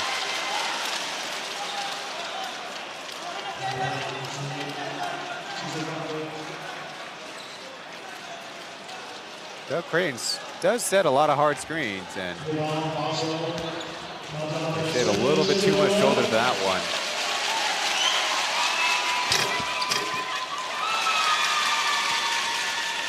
And now the Braves, with just 20 seconds left, if they score a basket here, they're just looking at a single-digit lead going into halftime, and they would have to feel very good about that, knowing they can have a big half and possibly still end up stealing a win here after being down by 20 plus in the first.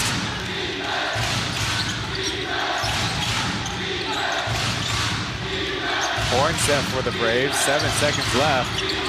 It's Beast. Bumping down on Jeff. Had that one brushed off by Gilbeck. That'll be the end of the first quarter, or the first half, excuse me. Well, the Braves have a better second quarter, but the Dreamers still in control of this one as we head to the locker rooms. 58-47. And another Tuesday night battle here in the Plus League's 3rd season.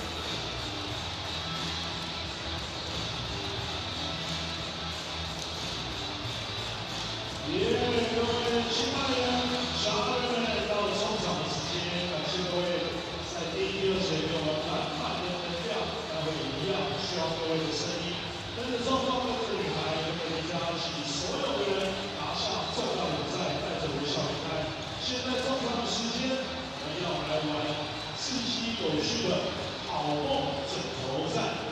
来跟大家显示一下我们好梦枕头战刚刚得到重创级的阿奇手中12位小的梦想家人，我们会分成3个小队，分别是新房队、小一队还有优米兽队。每一队里面呢都会有一个人拿着棉被，另外3位是进攻者。防守者一条棉被呢可以让队友躲在这棉被的后面，被你保护，同时也是免死金牌。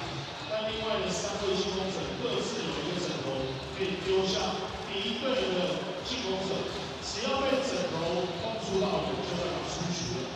这个游戏规则报告给大家知道一下，待会只要哪一队场上的幸存者越多，该队就会获胜。同时，也要谢谢这一次特别梦想特约商店的不息寝具，提供我们今天中场游戏的所有道具。不息寝具呢，最懂你睡眠品质的好朋友，相信大家都已经准备好了。待会呢，我们跟壮壮一起站在这个地方，这个球场，来各一队的队长先上来到我们的旁边，好不好？刚刚有工作人员分组的各一位球员们，各一位的队员们，帮我们的场边这边来集合一下，来帮我们到场中间集合。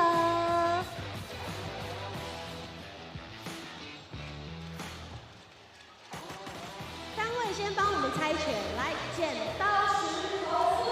See some of the Oh My PLG moments on our social media. Fans, if you want to have some of your own or tag some from the game footage, be sure to use the hashtag OHMYPLG. There's Wang Xinkai and Tian Wei on the Mandarin broadcast. I'm Ryan Chen, joined by Kirk Long on this English broadcast of Plus League basketball. And one thing we noticed, and the first thing that stands out to us, even as high scoring as this first half has been at times, lots of offensive rebounds, lots of loose balls, and a couple technical fouls on some of the coaches. Everybody's got to figure out if they can play under control while maintaining a lot of fight in them. Yeah, it has been a lot of fight. I mean, these guys came out, you know, Fubon hit first and went up, and the Dreamers really came out with that 19-3 lead, took a big lead. And we've seen Fubon be able to chip away little at a time, not because of the Dreamers' lack of desire, but just Fubon just playing a little bit better there in that second quarter at the end to get that run. And you know, it's going to be a dogfight the rest of the way. Both these teams have shown they came to play and want to add a win to their tally here after the day. Now, as strong as the Dreamers looked at times in the first half, especially later in the first quarter, they actually only have 3 shooters with a three-pointer made, but nobody with multiple makes, so there's still a lot of potential in that outfit.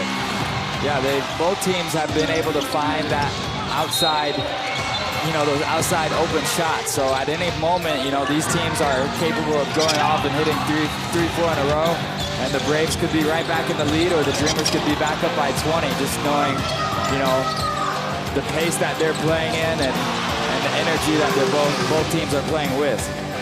Now, we're showing a lot of highlights of Chris Johnson, but somebody that they might want to consider going to, which they did in the early parts of the game, was Jack Zhen Xiangjun. But he's only got 6 points, mostly at the free throw line. There you see the team combined stats where, of course, the Dreamers are doing a much better job shooting the basketball and actually having an edge in rebounding. And they don't mind going to the smaller lineup, as we noted before. Yeah, they did go small, and they run quick, and they get a lot of their points out in transition today, more than any other game, I feel like. And we know the Braves also get those fast break points, so both teams really attacking quick. And then in the half-court set, you know, they just attacking the basket, attacking the lane. And that's been a big difference for the Dreamers, is Gilbeck really protecting that paint, making it a little bit harder for the Braves to get those easy looks under the basket. Well, I don't know how pillow fights work into back-to-school plans, but there you see is what's going on the floor here at the Dreamers home stadium. Some creative event planning and marketing. But anyways, we have more analysis after the break.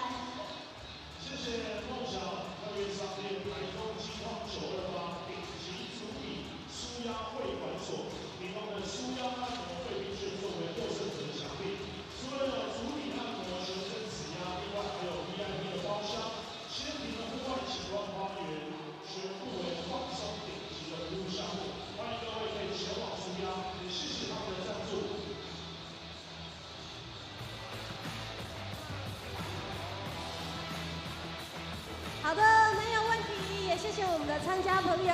现在我们的场边休息，稍等一下。谢谢梦想家人们来参加这个比赛，同时也有袜子送给各位。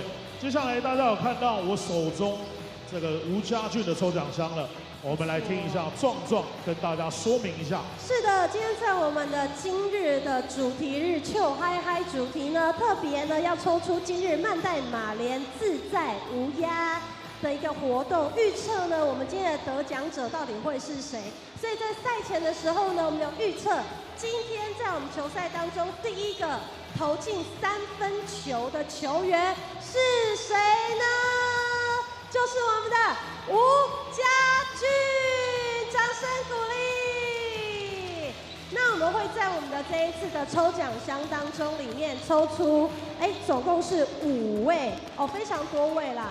第一位投进的这一个里面的抽奖箱，可以得到我们曼代马莲指定款的内衣，还有马登满朵的运动系列内衣，以及我们 C 套的帽 T， 以及我们吴家俊球员签名的 C 套的黑绿签名球衣一件，都要送给我们今天秋嗨嗨主题来跟我们一起来预测的球迷朋友。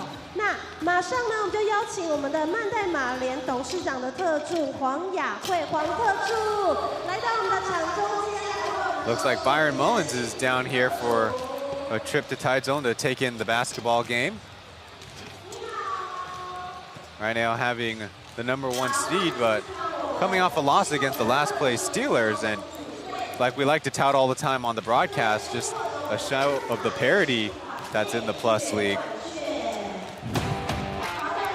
Well, we're showing you now the leading scorers for the Braves. It's Johnson with 14, Winston, who has 8 points and has actually got a team high +9 somehow in a game that they're losing by double digits in the first half.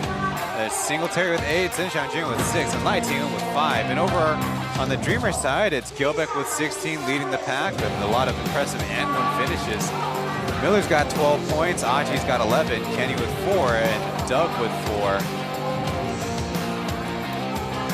The main thing that stands out to me about that leaderboard is the Braves have kind of been limited in terms of having to spread out their scoring among a lot of players. And of course, a lot of guys have also missed close to the basket. Yeah, they have missed some good opportunities close to the basket. And you got to give credit to Gilbeck, just making him think twice on a lot of those. But the Braves also got a lot of good three-point looks, that were in and out and didn't fall. So if the Braves can start making those three-point shots a little bit more consistently, then that's only going to draw out the Dreamers' defense further out and make it easier to attack. One last break before the start of the second half.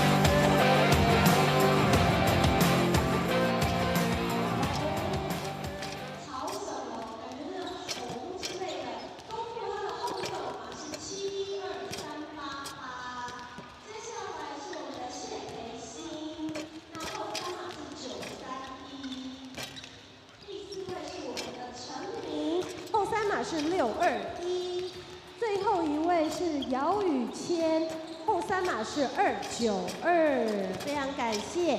接下来要抽出的是 C 套的帽 T 一件，抽出1位幸运得主，是我们的张博威，后3码是032。接着呢，可以抽出我们吴家俊的签名 C 套球衣，幸运得主是有点难看得出来。这个可以请我们的来协助一下。好，连号码都很难看出来。那它的后3码是017。好，这个的话没关系，如果你后3码是017的朋友，我们在比赛结束之后，可以到我们的计票的服务台那边去兑换我们今天的非常棒的独家礼物送给大家。也非常感谢大家的参与，我们比赛马上就开始，谢谢特助，谢谢。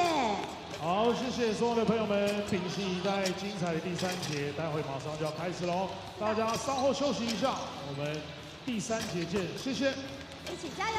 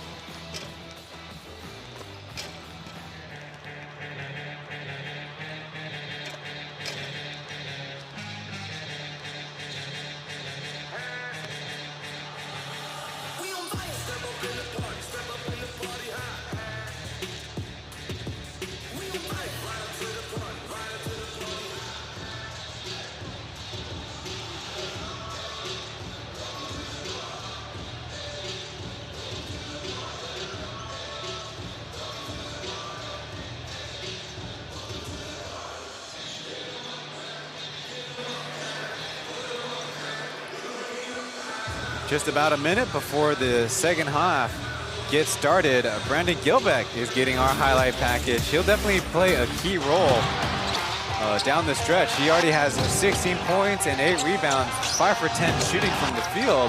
But I think an important part that you identified, Kirk, during the game was his free throw shooting. So far, 6 for 7 on the game, and that's going to be big as toward the end of the first half, the Dreamers actually missed 8 straight shots before Aji knocked down the 3. But if they can go to Gilbeck, that'll be an early boost and some quick pressure on the Braves defense down low.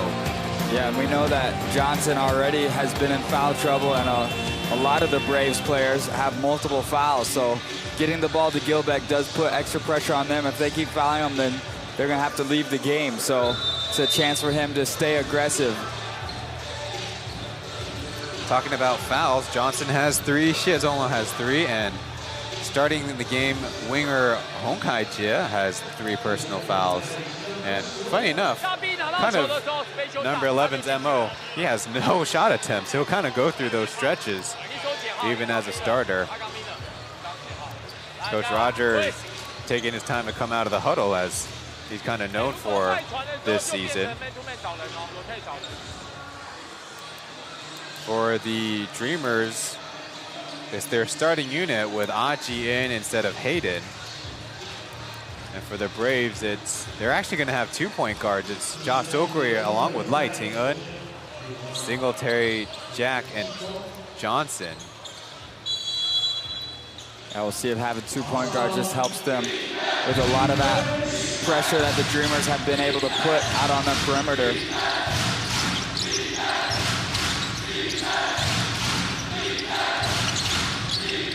Singletary with Gilbeck on him, as there's a quick turnover.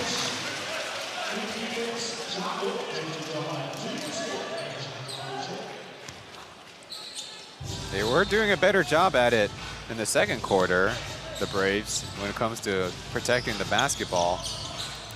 Kind of surprisingly, the Dreamers now have 11 as we start the third. Looking for Gilbeck. Miller out to Kenny, back to Miller, taking his time. The 3 is on the way.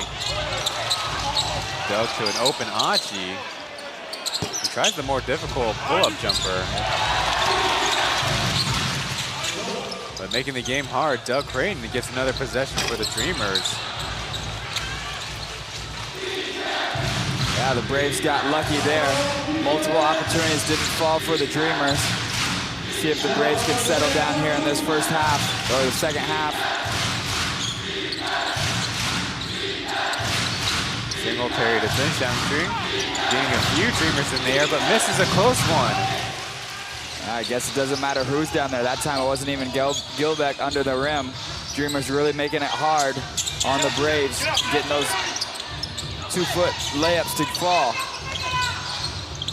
Hook pass over to Aji. He tries from the other side, and it's a long rebound.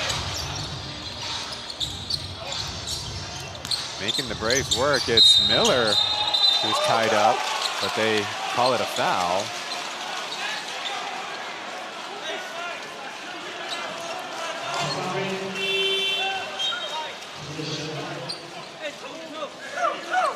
Singletary, only his first of the game. Trying to make the argument it should be a jump ball.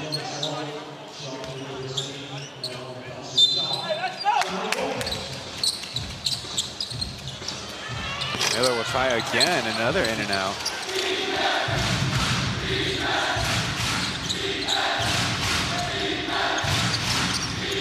No score yet as Kenny went up high, but they call a foul. Man, just every single pass, whether inside perimeter is just contested, and guys just trying to hold a little bit too much on those last possessions and getting some early fouls again, but just shows the defensive intensity that these teams are playing with. Right now, they're not giving up anything. Josh, he hangs on it to the rim, but Johnson will have to pick it up off the deck and hammer it home. Not the way you draw it up, but 2 points for the Braves to start us off in the second half.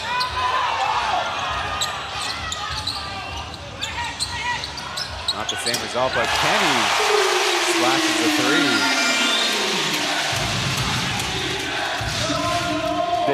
Big shot by Kenny.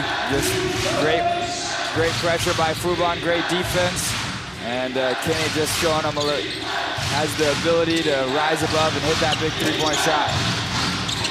Long rebound that Josh is able to hold on to, but scramble for a miss. Johnson with a no-look assist. That was special right there. Great pass by Chris Johnson. Great awareness, know where his teammates was at. Just good little flick. Give the Braves sort of the easiest 2 points they've had all day.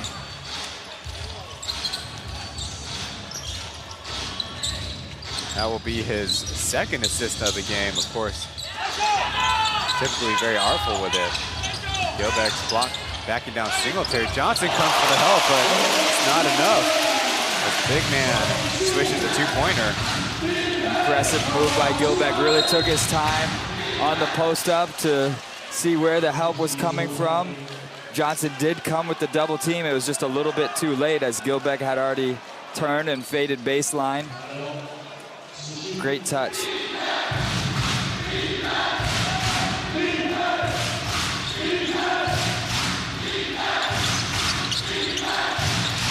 The margin is 12 as the Braves swinging around. Little hammer play as got fresh in the game. KJ hits his first shot.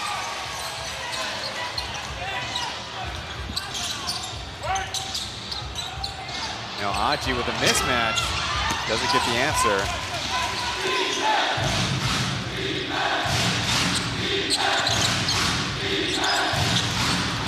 Don't know if it was a pass or a brush to the basketball. It's going to stay with the Braves. See right here the replay, great drive and dish out, and great job by the shooter, KJ, to relocate. A lot of times when your teammates are driving to the basket, it's easy to just stand there and stare and watch them be aggressive. But when you move to an open spot, it makes the offense a lot more lethal, harder to guard.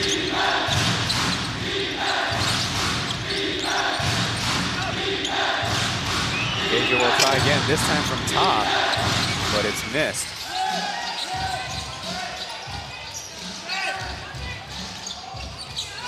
Aji calling for Spain pick and roll.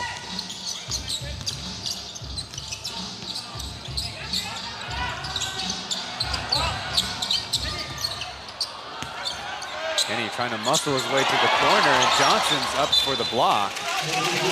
Leaving the Dreamers with 0.8 of a second left. As a scorer, man, it's been hard for either side. It doesn't matter if it's Chris Johnson on one side, great shot blocking ability, Gilbeck on the other. I mean, that's just what's made it special that we're still getting so much offense when we have great defenders underneath the basket. Miller's athletic. He gets the offensive rebound and then puts it in.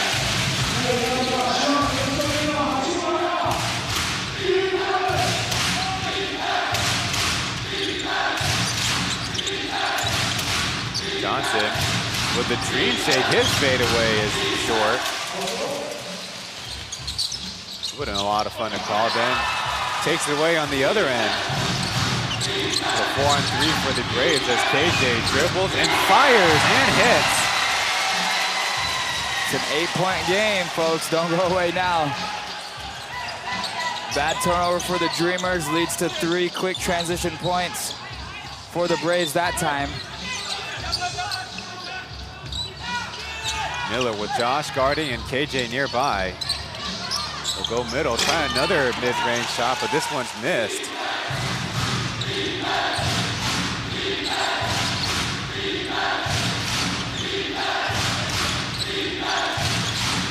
Singletary with Derek on him. Call a foul first.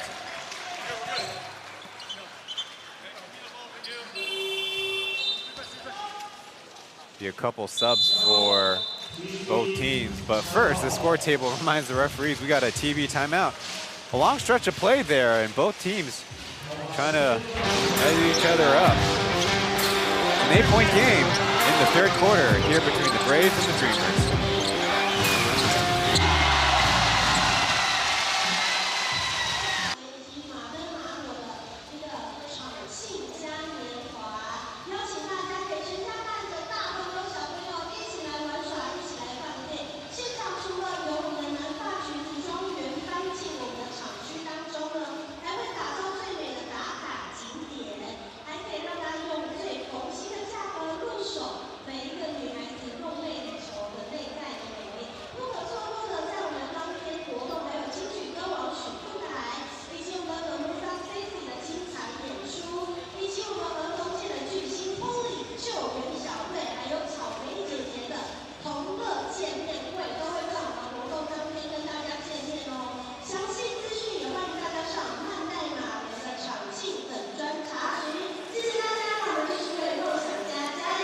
The Taoyuan Puyuan Pilots' long-awaited home opener is this weekend. See them take off this Saturday and Sunday at 2:30 p.m. at Taoyuan Arena. But them and the Dreamers, all the other teams trying to vie for the best home arena in the Plus League. That award 2 years running belongs to the Hsinchu Jiekou Lioneers. Out of the timeout, the Dreamers do indeed bring in Jeff Wu and Ryan Luguan now. That's great to be given that award, because there are a lot of great arenas and great atmosphere throughout the P-League, so Hsinchu is special. They do have a great arena, but the fans are what really make each place pretty special. Double screen action, and there's a foul at the rim. Josh taking advantage of a little agility advantage there. Especially with Gilbeck out of the playing court right now. Good job by the Braves to set up some plays and get their players attacking the basket. Put some pressure on these smaller guards from the Dreamers, who have been quite aggressive defensively for most of this game.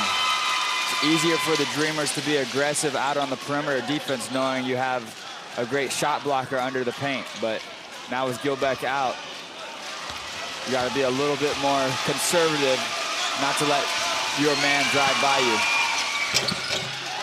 Tokoi makes 2 free throws. An earlier graphic on the screen, he's seen his playing time go up. And of course, correspondingly seen more points scored as well. Now averaging 7 a game. Luguan now pops 3 on the top. Off arm with that 3. Aji catches and fires. He catches and makes. Aji, no hesitation at all. Gets a long offensive board, steps back. He's in rhythm. Takes hundreds of those shots every week. Knew what he wanted to do with it. But Chris Johnson slams it down after adjusting his footwork. Poke by Singletary, and here come the Braves on another run. Singletary for 3. No, but Miller tracks it down. Actually, couldn't hang on to it as Derek gets the first block, but Singletary scores on the second.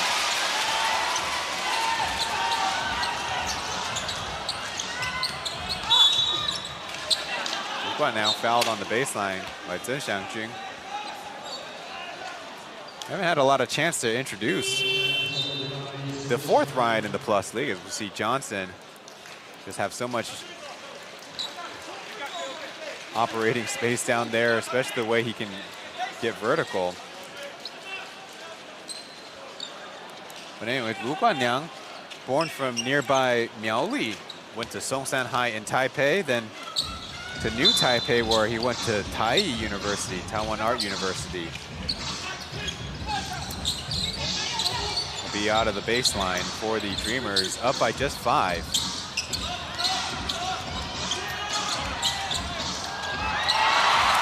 Poked away, and KJ will lay it up at the rim. And just like that, a lot of confusion there on the Dreamers, just coming in off the baseline out of bounds play. Kenny expecting a different movement from Gilbeck and Miller, but you still can't throw it away. Kenny hesitates, and they call a travel on him.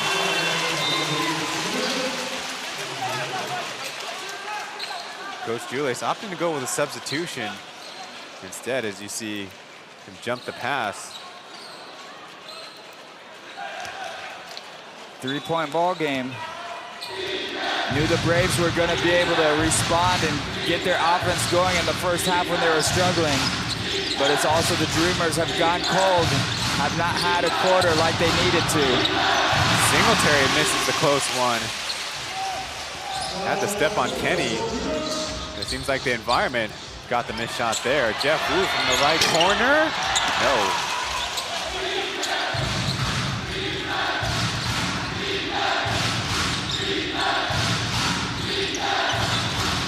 Good hands by Jeff.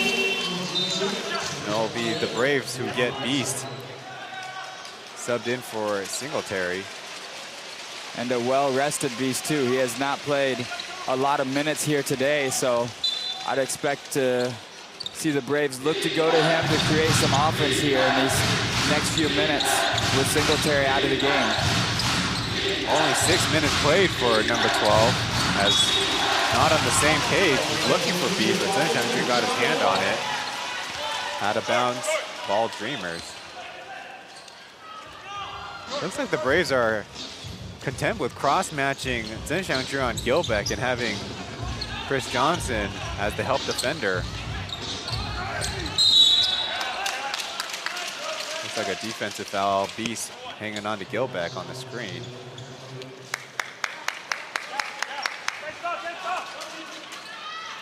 In this quarter, the teams are a little bit more disciplined. Braves have only shot 2 free throws. The Dreamers have not shot any. Intercepted by KJ once again. One man to beat. Flips it up short. Johnson, the trailer, will try the 3. And Beast with another acrobatic rebound.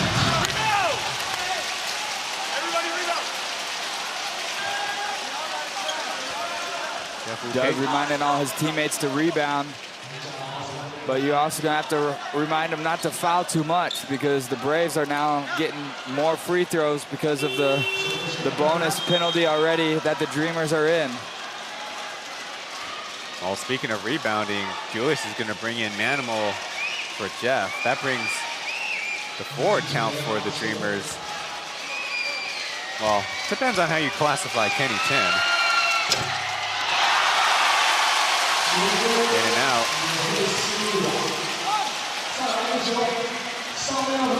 That was our colleague and commentator Aaron.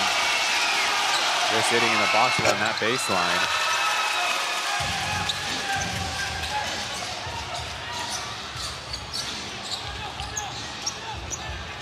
So far this quarter, the Braves are +8. Deep pass and out of bounds. Josh jumped in on, touched it out of bounds. They're looking for Gilbeck. And right now it's the Dreamers who have troubles with the shooting accuracy. Yeah, the Braves are sort of packing it in a little bit more, giving Gilbeck a hard time to get anything near the basket, and these Dreamers, you know, Kenny and Hayden need to be aggressive with three-point shooting, or just creative in how they are able to get Gilbeck the ball where he can be successful with it. Kenny with 5 seconds left. Aaron pass out of bounds. There's a couple of Braves were all over him. Yeah, the Dreamers sort of beating themselves here in this third quarter with some turnovers. We'll see if Aji can bring in some constructive just movement of just being able to get them the right shots, because when you turn the ball over, you don't even give yourself a chance to score. It's hard to win basketball games. To the basket, missed, and Johnson is there for the flush. Note the time down, 68 all with 2.5 left in the third quarter. Kenny with a crease, stops in front of Johnson, but loses it on the way up. Has to take the lead, got one-on-one, but gives it off. Chen Xiangju, the bucket, and the foul. It's the Braves by 2. And now the Dreamers finally opting for a team timeout.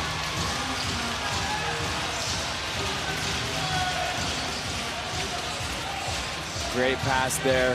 Johnson, the second time we've seen him really just create something out of nothing for his teammates. Draws Gilbeck, and just great dish. I was kind of curious how the Dreamers kind of let the game progress to the TV timeout without calling a timeout of their own. They do have 3 in the second half.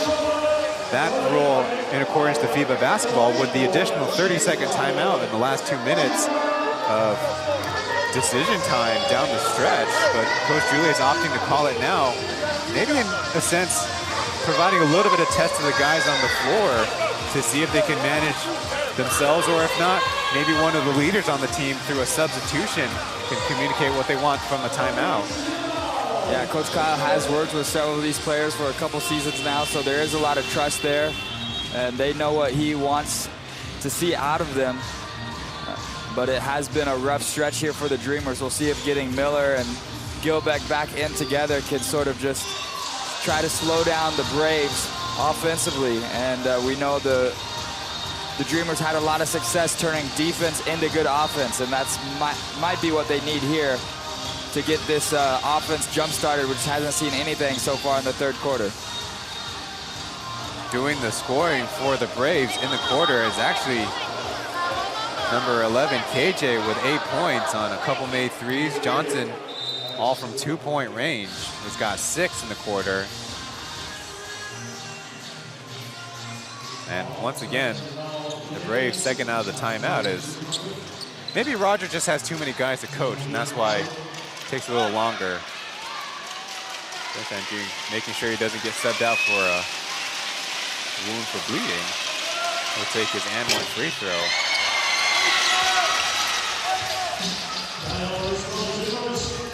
Fubon continuing to struggle at the stripe.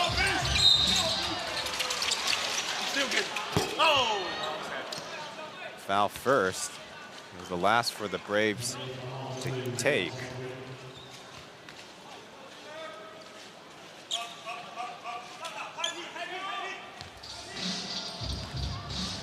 On the Dreamer side, Kenny's got 5 points on the quarter. Manimal's looking for Gilbeck and finally get it to him, but Johnson reaches in and picks him off. It's too late. Gilbeck was open, had the right seal right under the basket.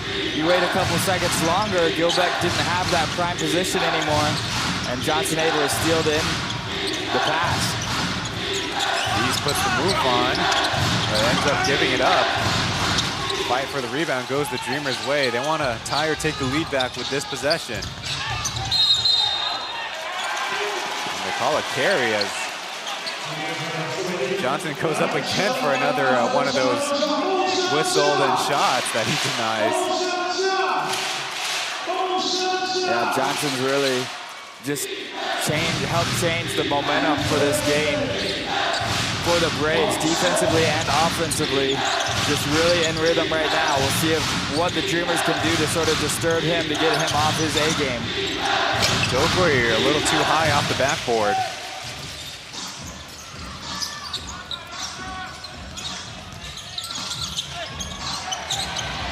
Manimal stumbles with it. Plenty of shot clock left, we'll hand it off. Miller with the lane. Back to Manimal, he pulls up and hits the three.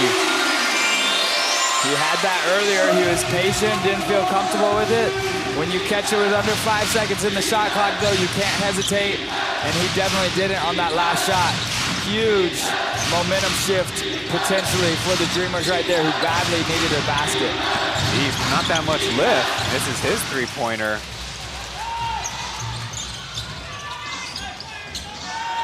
As Miller tries to follow it up, but misfires.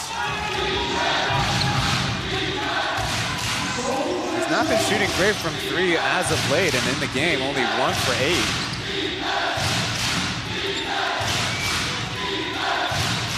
Not much of a difference. Shot clock to game clock. Josh somehow gets it in over the block of Miller. Not that aware of time. Gilbeck couldn't get the shot off.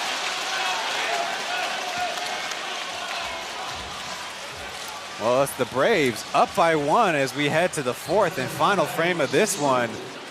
Another classic Tuesday night plus lead down to the wire matchup. Here we go.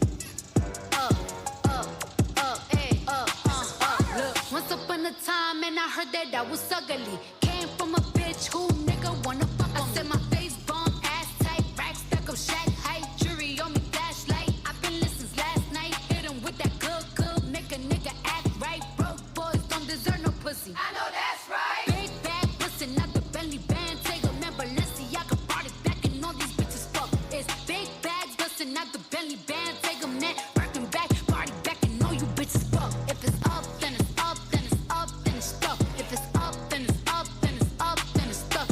Up, then it's up. If it's up, then it's stuck. If it's up, then it's up, then it's up, then it's stuck. Gotta play it safe, no face, no case. 耶，谢谢，掌声送给 Formosa Sexy。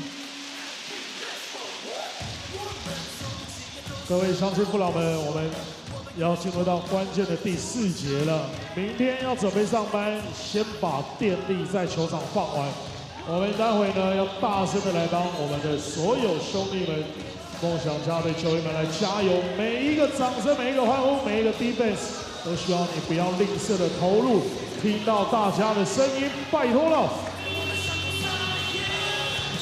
这是我们的主场，我们是魔鬼主场，要让他们知道。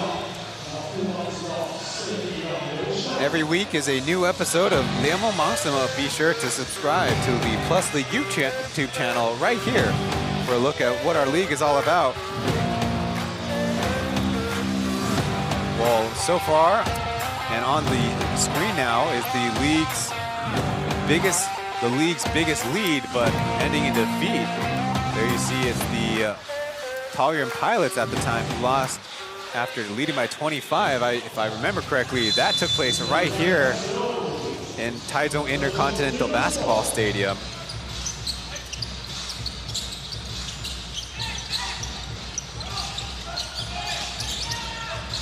Aji with Doug. That's an animal whose shot fake carries a little bit of a threat to it now. Quick layup in the face of college teammate Smart, but it's a miss. Singletary and Malcolm Miller, the imports, as Lai Ching-un short with his three.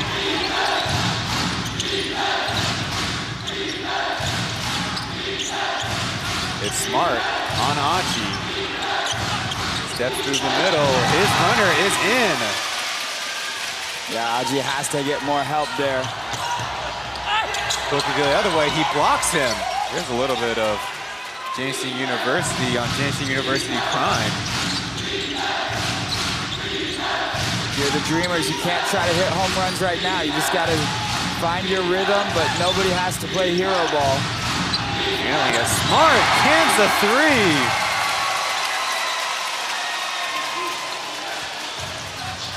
They saved him for the fourth quarters a lot last year, and right now, making Roger and the staff look good.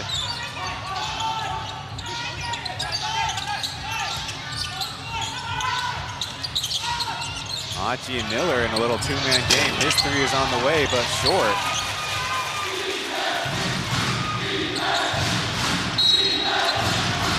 Manimal held Singletary for the first foul of the quarter.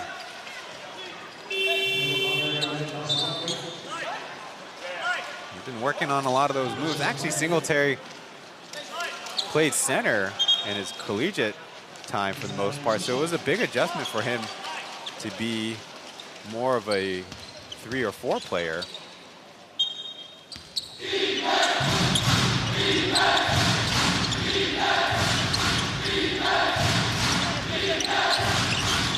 Winston the Light Ching-un, as we have an illegal screen by Etomo. Yeah, legal screen, but still great pressure defense by Aji to go through it.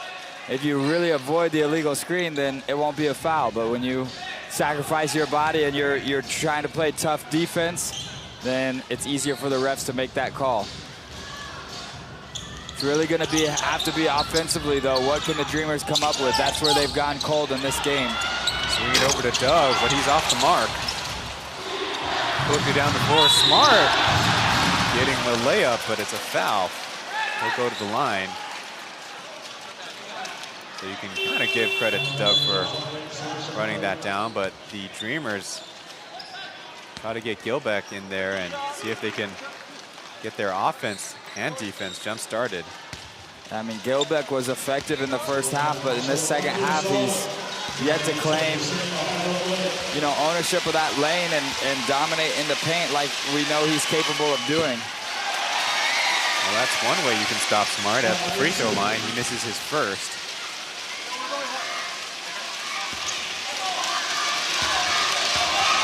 Out of the St. Vincent and the Grenadines. An 0 for 2 trip. He'll be tasked with guarding Gilbeck on this end.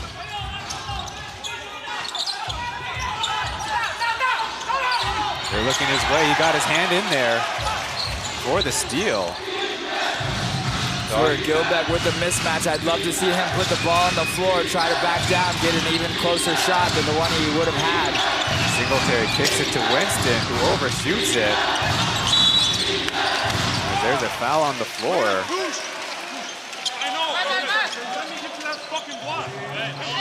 That'll be the third team foul on the Dreamers.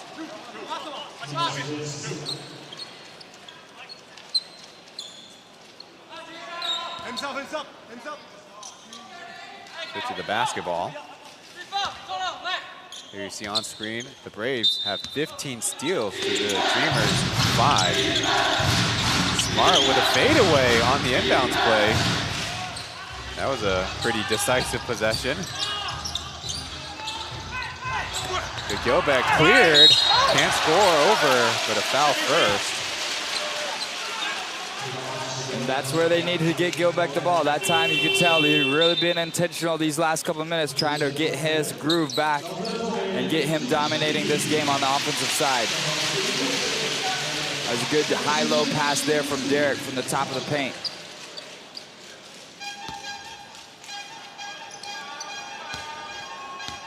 Now in this lineup, the Dreamers will have Jeff playing point guard. As Aki's taken out, Gilbeck hits his first free throw. He continues to be the high scorer for the Dreamers now with 19.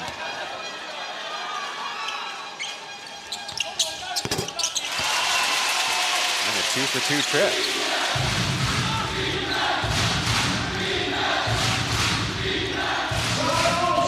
9:15 on the clock as the Dreamers initially show this zone. We'll see if they end up matching up. They do.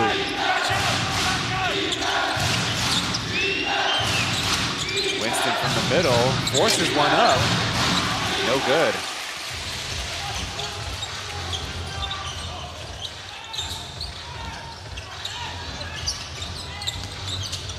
Doug to Derek. He'll try the corner three. No. And a foul by Doug on the rebound.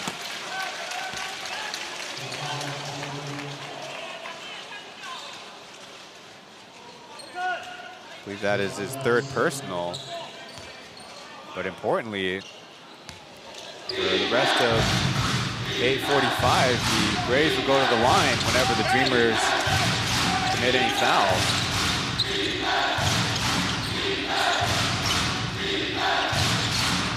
Singletary matched up on Doug, now switched on to Derek. He'll try from three, yes! They say hand down, man down. That time Derek just maybe not the quickest player to match up with Singletary on the perimeter. And Singletary was able to line that one up. See the bottom of the net. They double Gilbeck, so Derek tries to get the answer. D2 leaves it short at the rim. Now good stop by the Dreamers. Singletary was trying to find a pass. Little back door, and Gilbeck will go to line once again. Great play on both ends of the floor.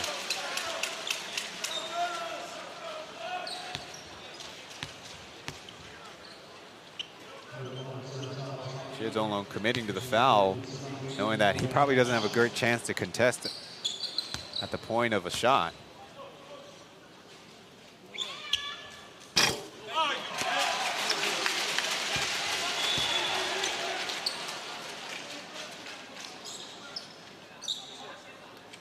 They just showed you on screen one of the Dreamers bigs who hasn't seen much court time.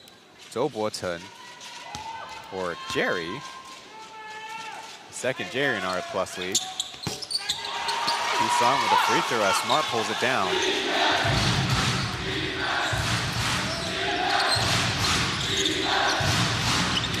They don't do a great job matching up. Daring Winston to try from 3. He's off target.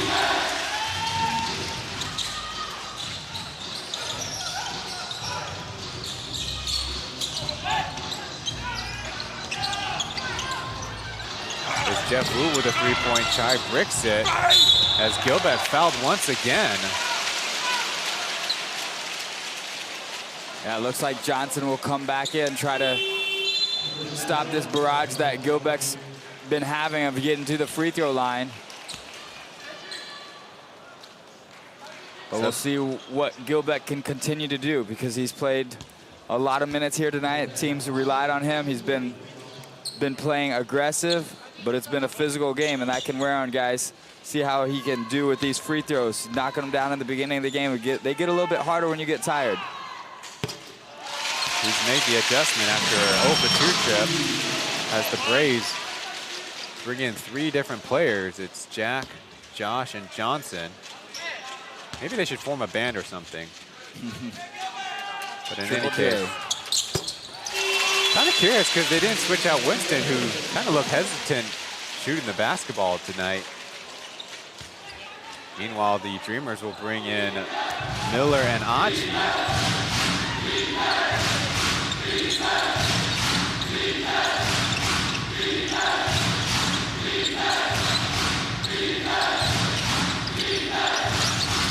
Braves in their motion game until it's a Josh and Johnson pick and roll.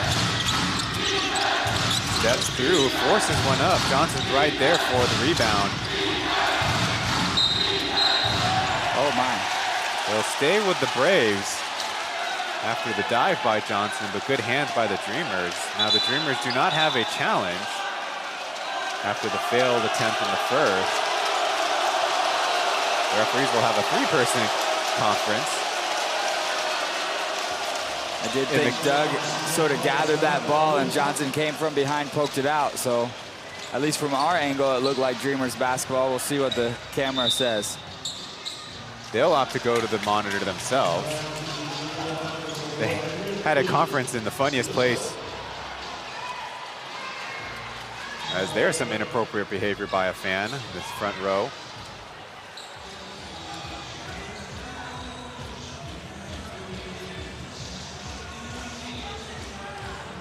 And a look, it was Miller who got the poke from behind, and Doug, the closest man there. Hard to tell, it is close. They'll have to zoom in on that and slow-mo it.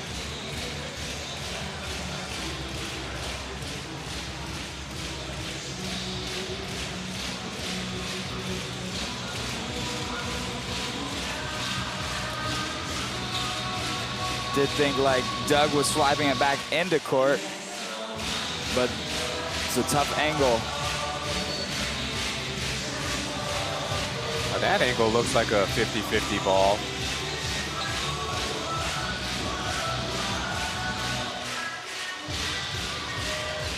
Johnson was in bounds when he made contact, which is also a crucial element. He wasn't out of bounds.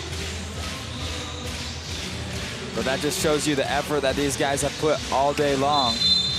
As they say, it stays with the Braves. But, I mean, Chris Johnson, he's been out there 30-plus minutes, and he's still diving for loose balls and helping his team maintain possession.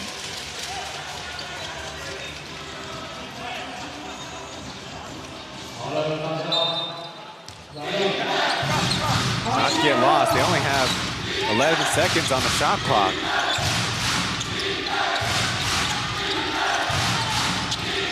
Josh to Jack, who puts up the quick 3. No, and the air ball will be a shot clock violation.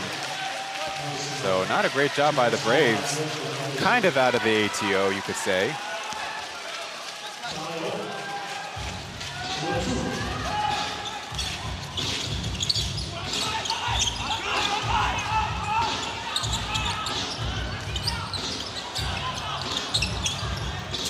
Braves are kind of zone up as they leave Miller open in the corner. He gets it.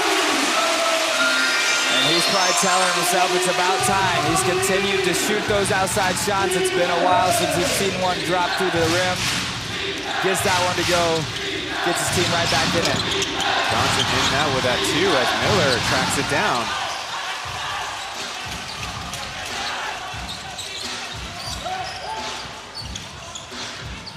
Same play again, they're switching. They say Derek was out of bounds and did not establish. Don't see that very often, but.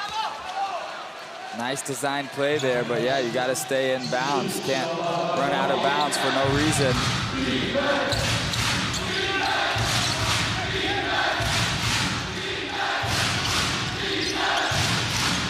There's Johnson going to the rack. Oh my PLG.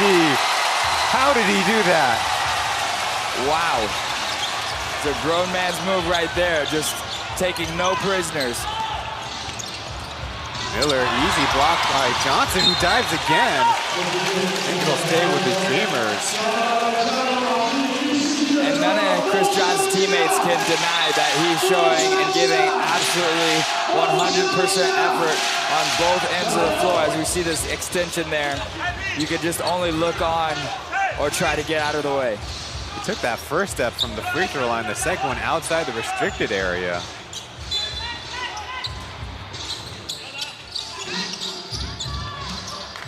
Doug posting up Winston, takes the step back, overshoots it.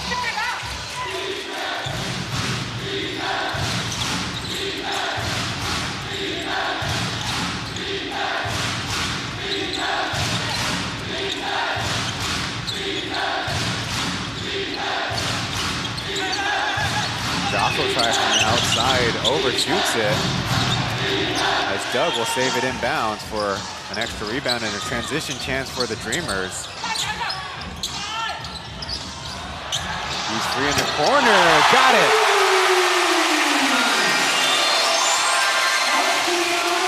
It's gonna be a barn burner coming down. Who's gonna make the big shots last? More than 4.5 to go. Winston tries to surprise him as Derek calls for the foul.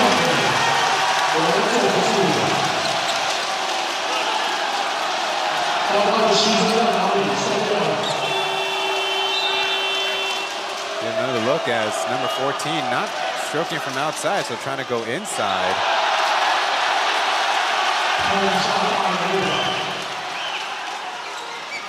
Dreamers will bring back Gilbeck.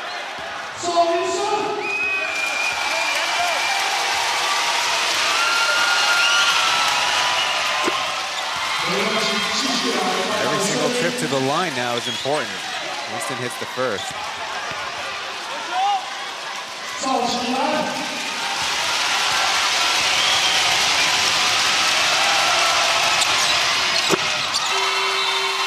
Tom 2 for 2, and one vet will get subbed for another as Beast will check into the game.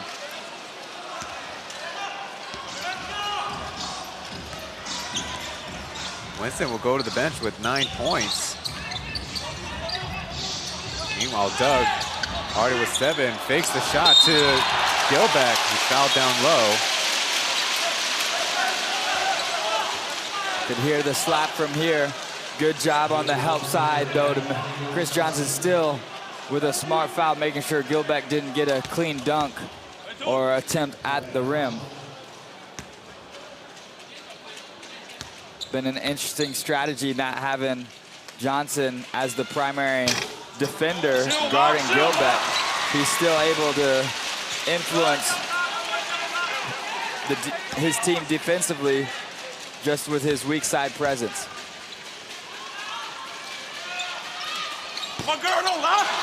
Missed with a second, but Johnson couldn't grab it. It's now a chance for the Dreamers as Gilbeck left open down low.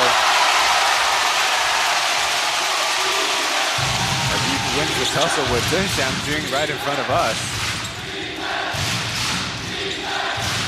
Dreamers turn up the pressure as Josh tries to behind the back. We got a stumble for the basketball. And a jump ball with precarious rugby scrum going on. Nobody wants to let go of it. Sometimes grown men can act like little kids too. And now we have a technical foul, so everybody can let go now.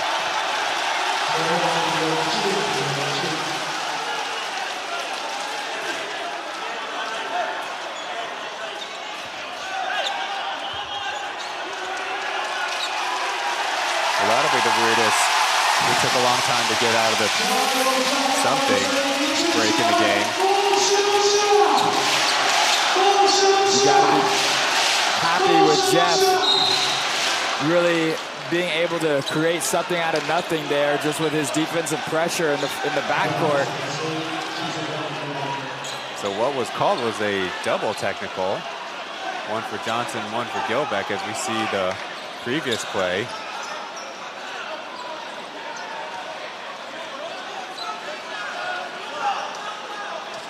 Good job, guys, just wrapping up. After you call the jump ball, it'd be nice if somebody would let go of it so that we can just play basketball, but Gilbeck deciding to try to jump in there and protect his teammates. I mean, we've made the comment about Chen Xiangju, but now the tricky thing is with so many guys, excuse my language, rubbed in there, you have a lot more chances for cuts and scrapes, for bleeding. As you see, Jeff has got a couple marks on his neck now. And with guys in foul trouble, it'll be interesting if it's a double technical or whatever it was. Johnson in foul trouble. Who else is getting some extra fouls here?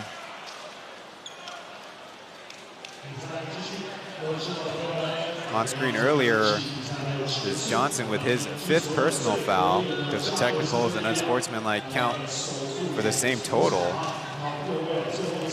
Meanwhile, on the other side, Gilbeck both will only have his 2nd.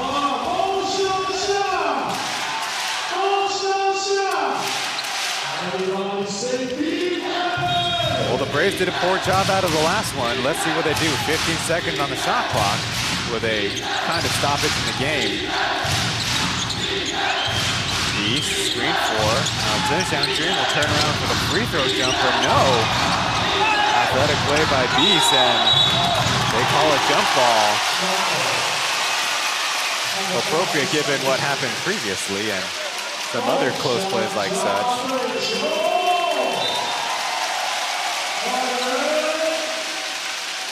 I don't think we've seen Beast dunk in the Plus League, but he sure has some of the most vertical on these rebounds.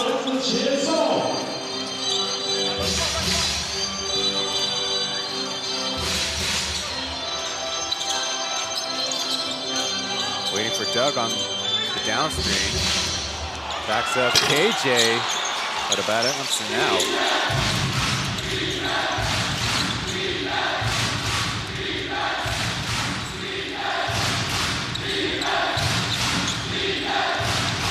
Johnson driving and kicking. Now it's Leitingen.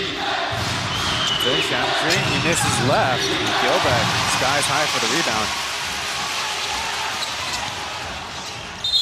Down pass, but a kick ball. Gilbeck was slicing through the middle. Execution, 3 minutes left, 1-point game. Who's going to take care of that basketball? Dreamers have been plagued by some turnovers at times. Are they going to be able to execute, get Gilbeck the ball where he could be successful with it? Jeff, Doug, Achi, Kenny, who's going to make big shots for the Dreamers? And on the other end, it's the same thing for the Braves. It's just they're getting shots. It's Beast, Winston, who's going to step up and shoot these big shots down the stretch. They bring in Chen Xiangju again. As there's an illegal screen by Gilbeck. Leitingen was the player trying to maneuver around.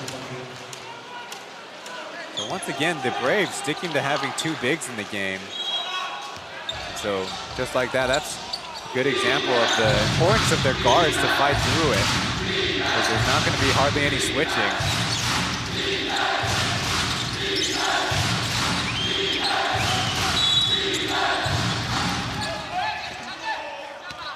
be free throws after Jeff called for the foul. Bodying against Chen Xiangjun. Yeah, really no need away from the ball. Dreamers sort of shooting themselves in the foot. They had possession, illegal screen. Now they're giving Fubon 2-3 shots at the rim.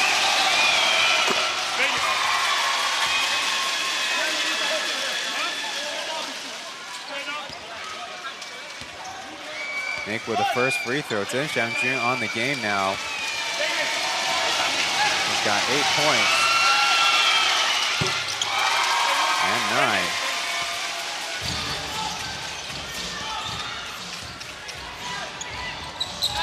Showed you earlier the total number of fouls, but in the fourth quarter, Braves have taken 5 free throws. The Dreamers have taken 8, all by Gilbeck, of course.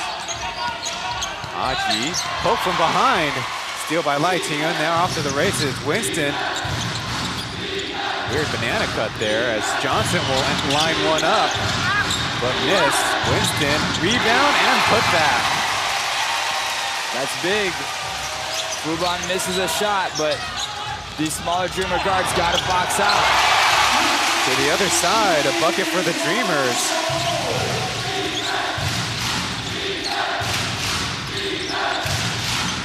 Dreamers gonna stick with all their one-on-one matchups, so they have Kenny trying to get in front of Johnson. Now the switch.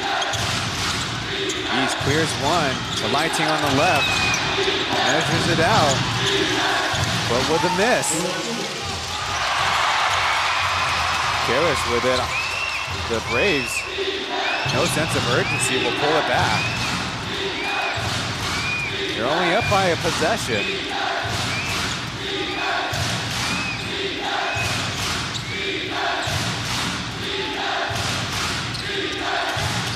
Winston pops free, aims it up, 4 seconds left. The Beast down low, but Jeff knocks it to Kenny, and now they're off to the races. They're waiting for that 3, but Kenny misfires from deep. That one would have brought down the roof. Dreamers fans just waiting to explode. Right now, though, it's going to have to be a defensive stop for the Dreamers to try to stay in this. Keep it at a one-possession game. Right to pop free. He'll try again. No good. So a 2-for-1 opportunity for the Dreamers. Doug walking it up. Has 2 on him. Gilbeck stopped initially, getting the bank in. And the Braves get their timeout in. They do have full timeouts left in their arsenal.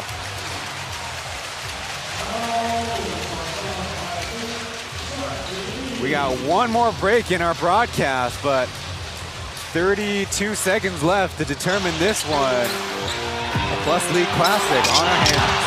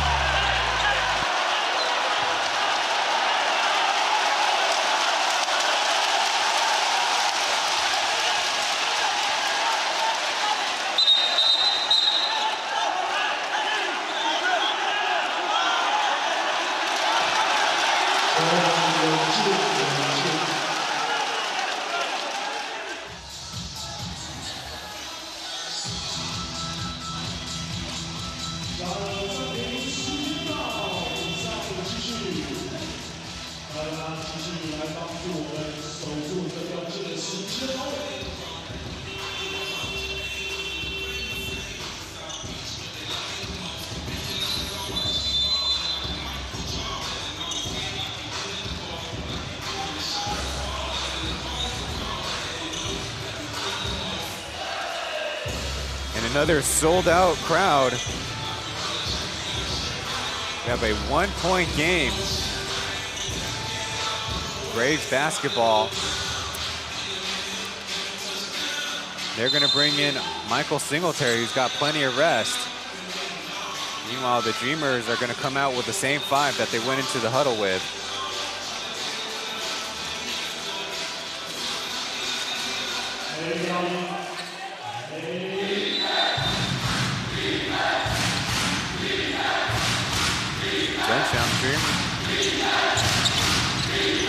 Looking for the handoff and the screen.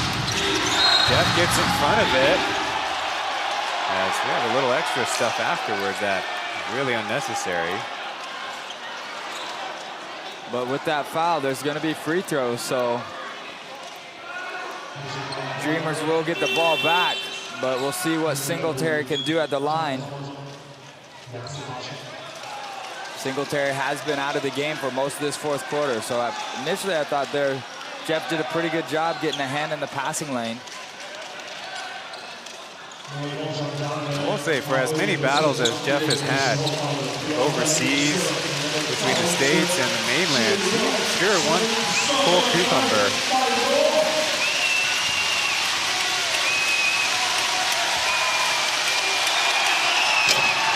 And this first free throw, so Singletary can't guarantee the tie.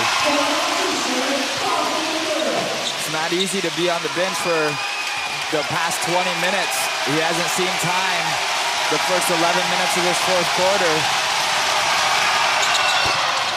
It's the second one, and now the Dreamers call timeout. Now they're down by 2 points while they're at home. What are we expecting here? Something quick, or are we expecting them to run it down to a later part of the shot clock? No, I think Coach Kyle will have 2 or 3 actions up top with his guards. But throughout that movement, I think Gilbeck might start on one side of the lane and they'll bring him across. And I still think they'll try to get a touch inside. And if Gilbeck can tie the game, great. If they double team comes, then they'll have a kick out, and one of their perimeter players will have to knock down a perimeter shot, potentially a three-point shot. Is what's been available for them a lot in the second half. Sounds logical as we see the highlights for Chris Johnson.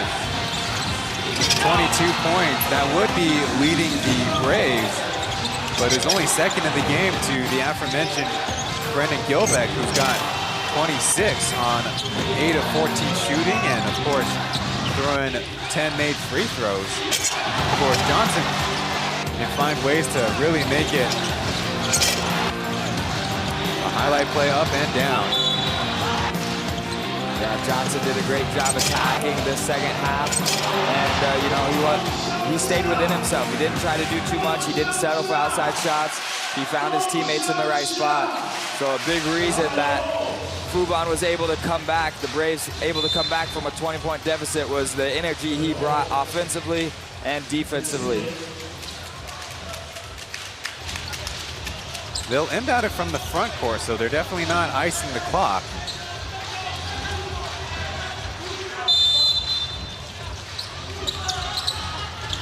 Braves have a lot of wing players along with 2 centers. Aji waiting on Doug's screen, now goes away from it. Over to Kenny with a dribble left. He's tied up. And they call a jump ball. And that will be Braves basketball then. And if it is a jump ball, even if it was the Dreamers basketball, there's hardly any time left on the shot clock. So we see there pretty good defense by the Braves. Hands up, a lot of hands on the ball on that play.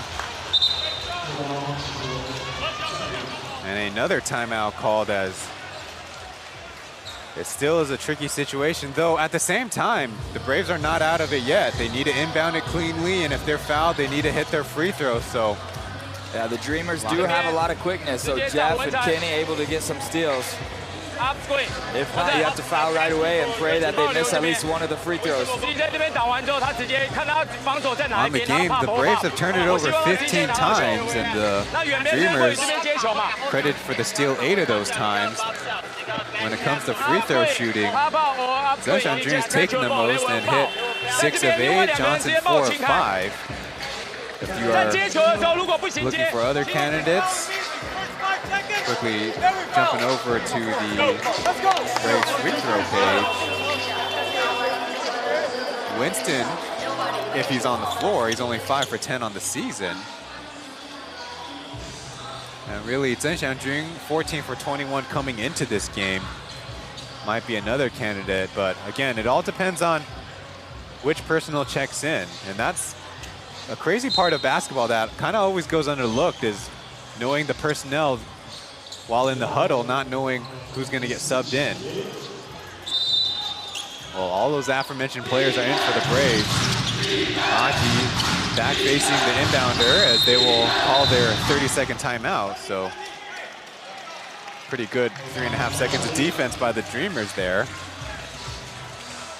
Or perhaps the Braves were just testing out their look.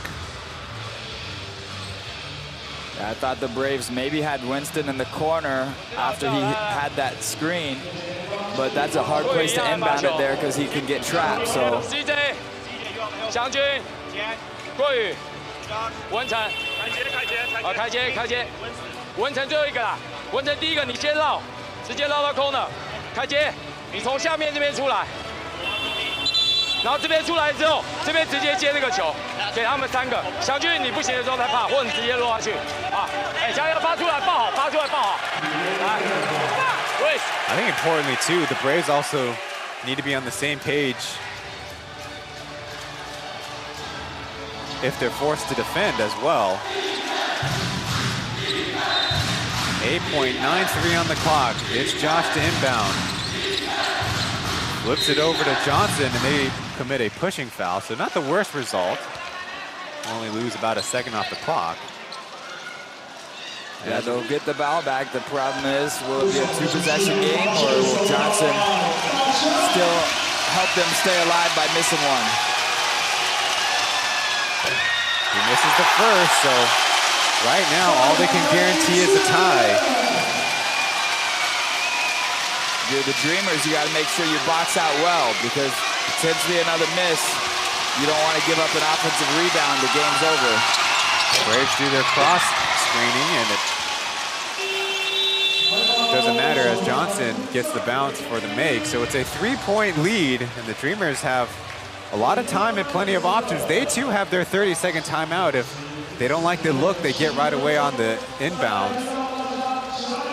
Yeah, you can use that.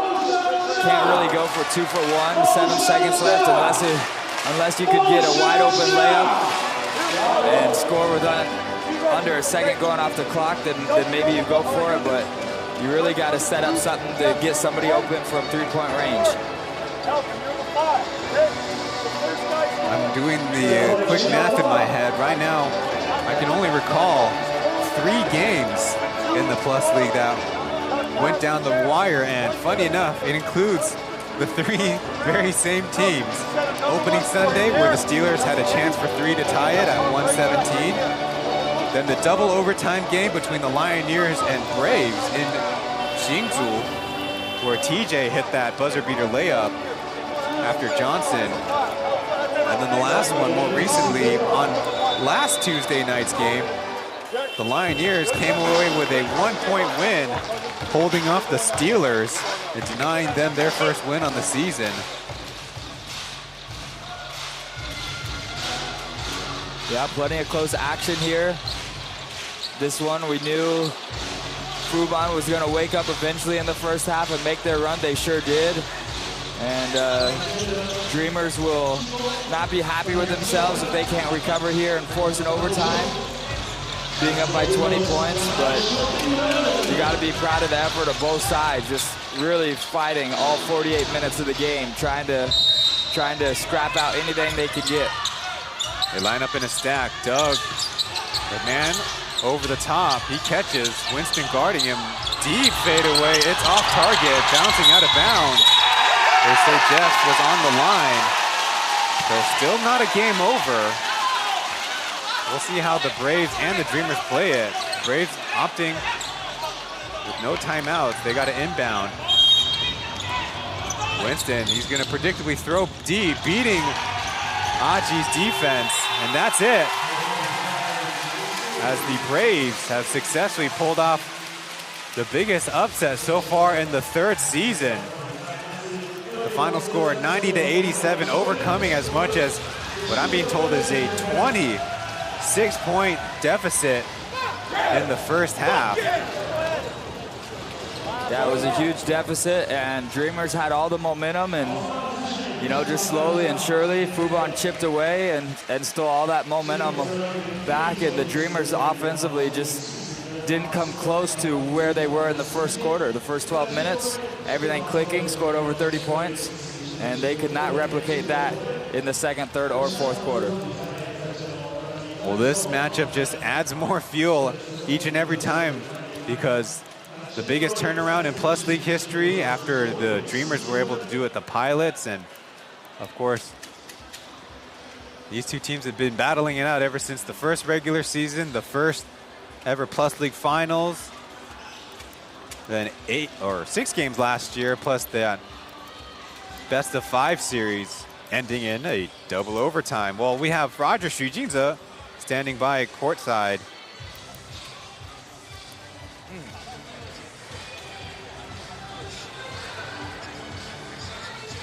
Asked about how the Braves were able to save the game from down 26. 那第一节就是好像大家都想要跟着对方节奏走，然后每个人都拿到球就想要自己干。那当然第一节我觉得跟他们讲什么都没有用，所以落后的分数蛮多。然后到了第二节，其实第二节就有提醒他们，进去的时候就告诉他们我们的问题在哪里。那球员执行得很好。So saying that they were playing to the Dreamers' tempo and a lot of individual play, but that halftime was really the big key. Now asked about Johnson's effort, whether it's hustle, diving on the floor, or his skills out 不用 there. 评价我完全不会去评价我们球员啊。重点就是说他们每个人都很认真的去扑抢球。我们特别有讲，每场球我希望80%的 loose ball 都在我们这边，所以他以身作则，一个38岁年纪的球员，很愿意扑倒在地上。我相信他做这个动作，我们以后全队都会扑下去。So Roger being very technical, he says we want 80% of the loose balls. 其实我们中场进去有些球员身体出了一些状况，所以我们在就是依身体状况去做一些调度的调整。好，谢谢。 And then last, admitting that there's some health issues that kind of affect the rotational decisions by the Braves. So if you need a reminder, the Taipei Fubon Braves emerged victorious in another exciting finish. We'll be heading to break before wrapping things up from Taichung.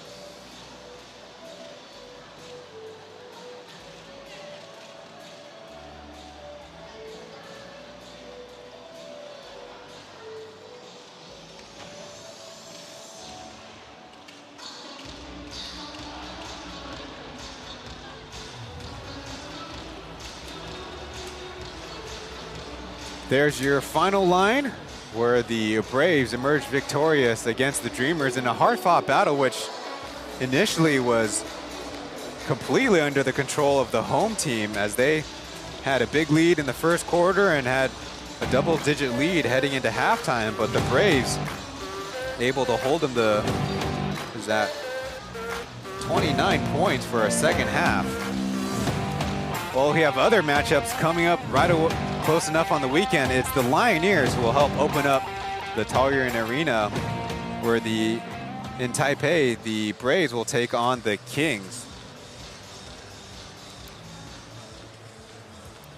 Well, are there any notes that we haven't hit on from the broadcast?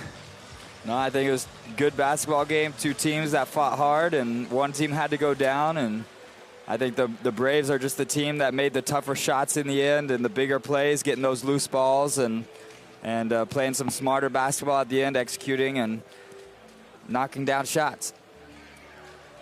Maybe the Dreamers are still searching for some of that domestic scoring like we talked about. They did have 3 in double digits, and Kenny with 9 and Doug with 7 with pretty decent look, but choosing to go with an offensive move against his former teammate in Winston.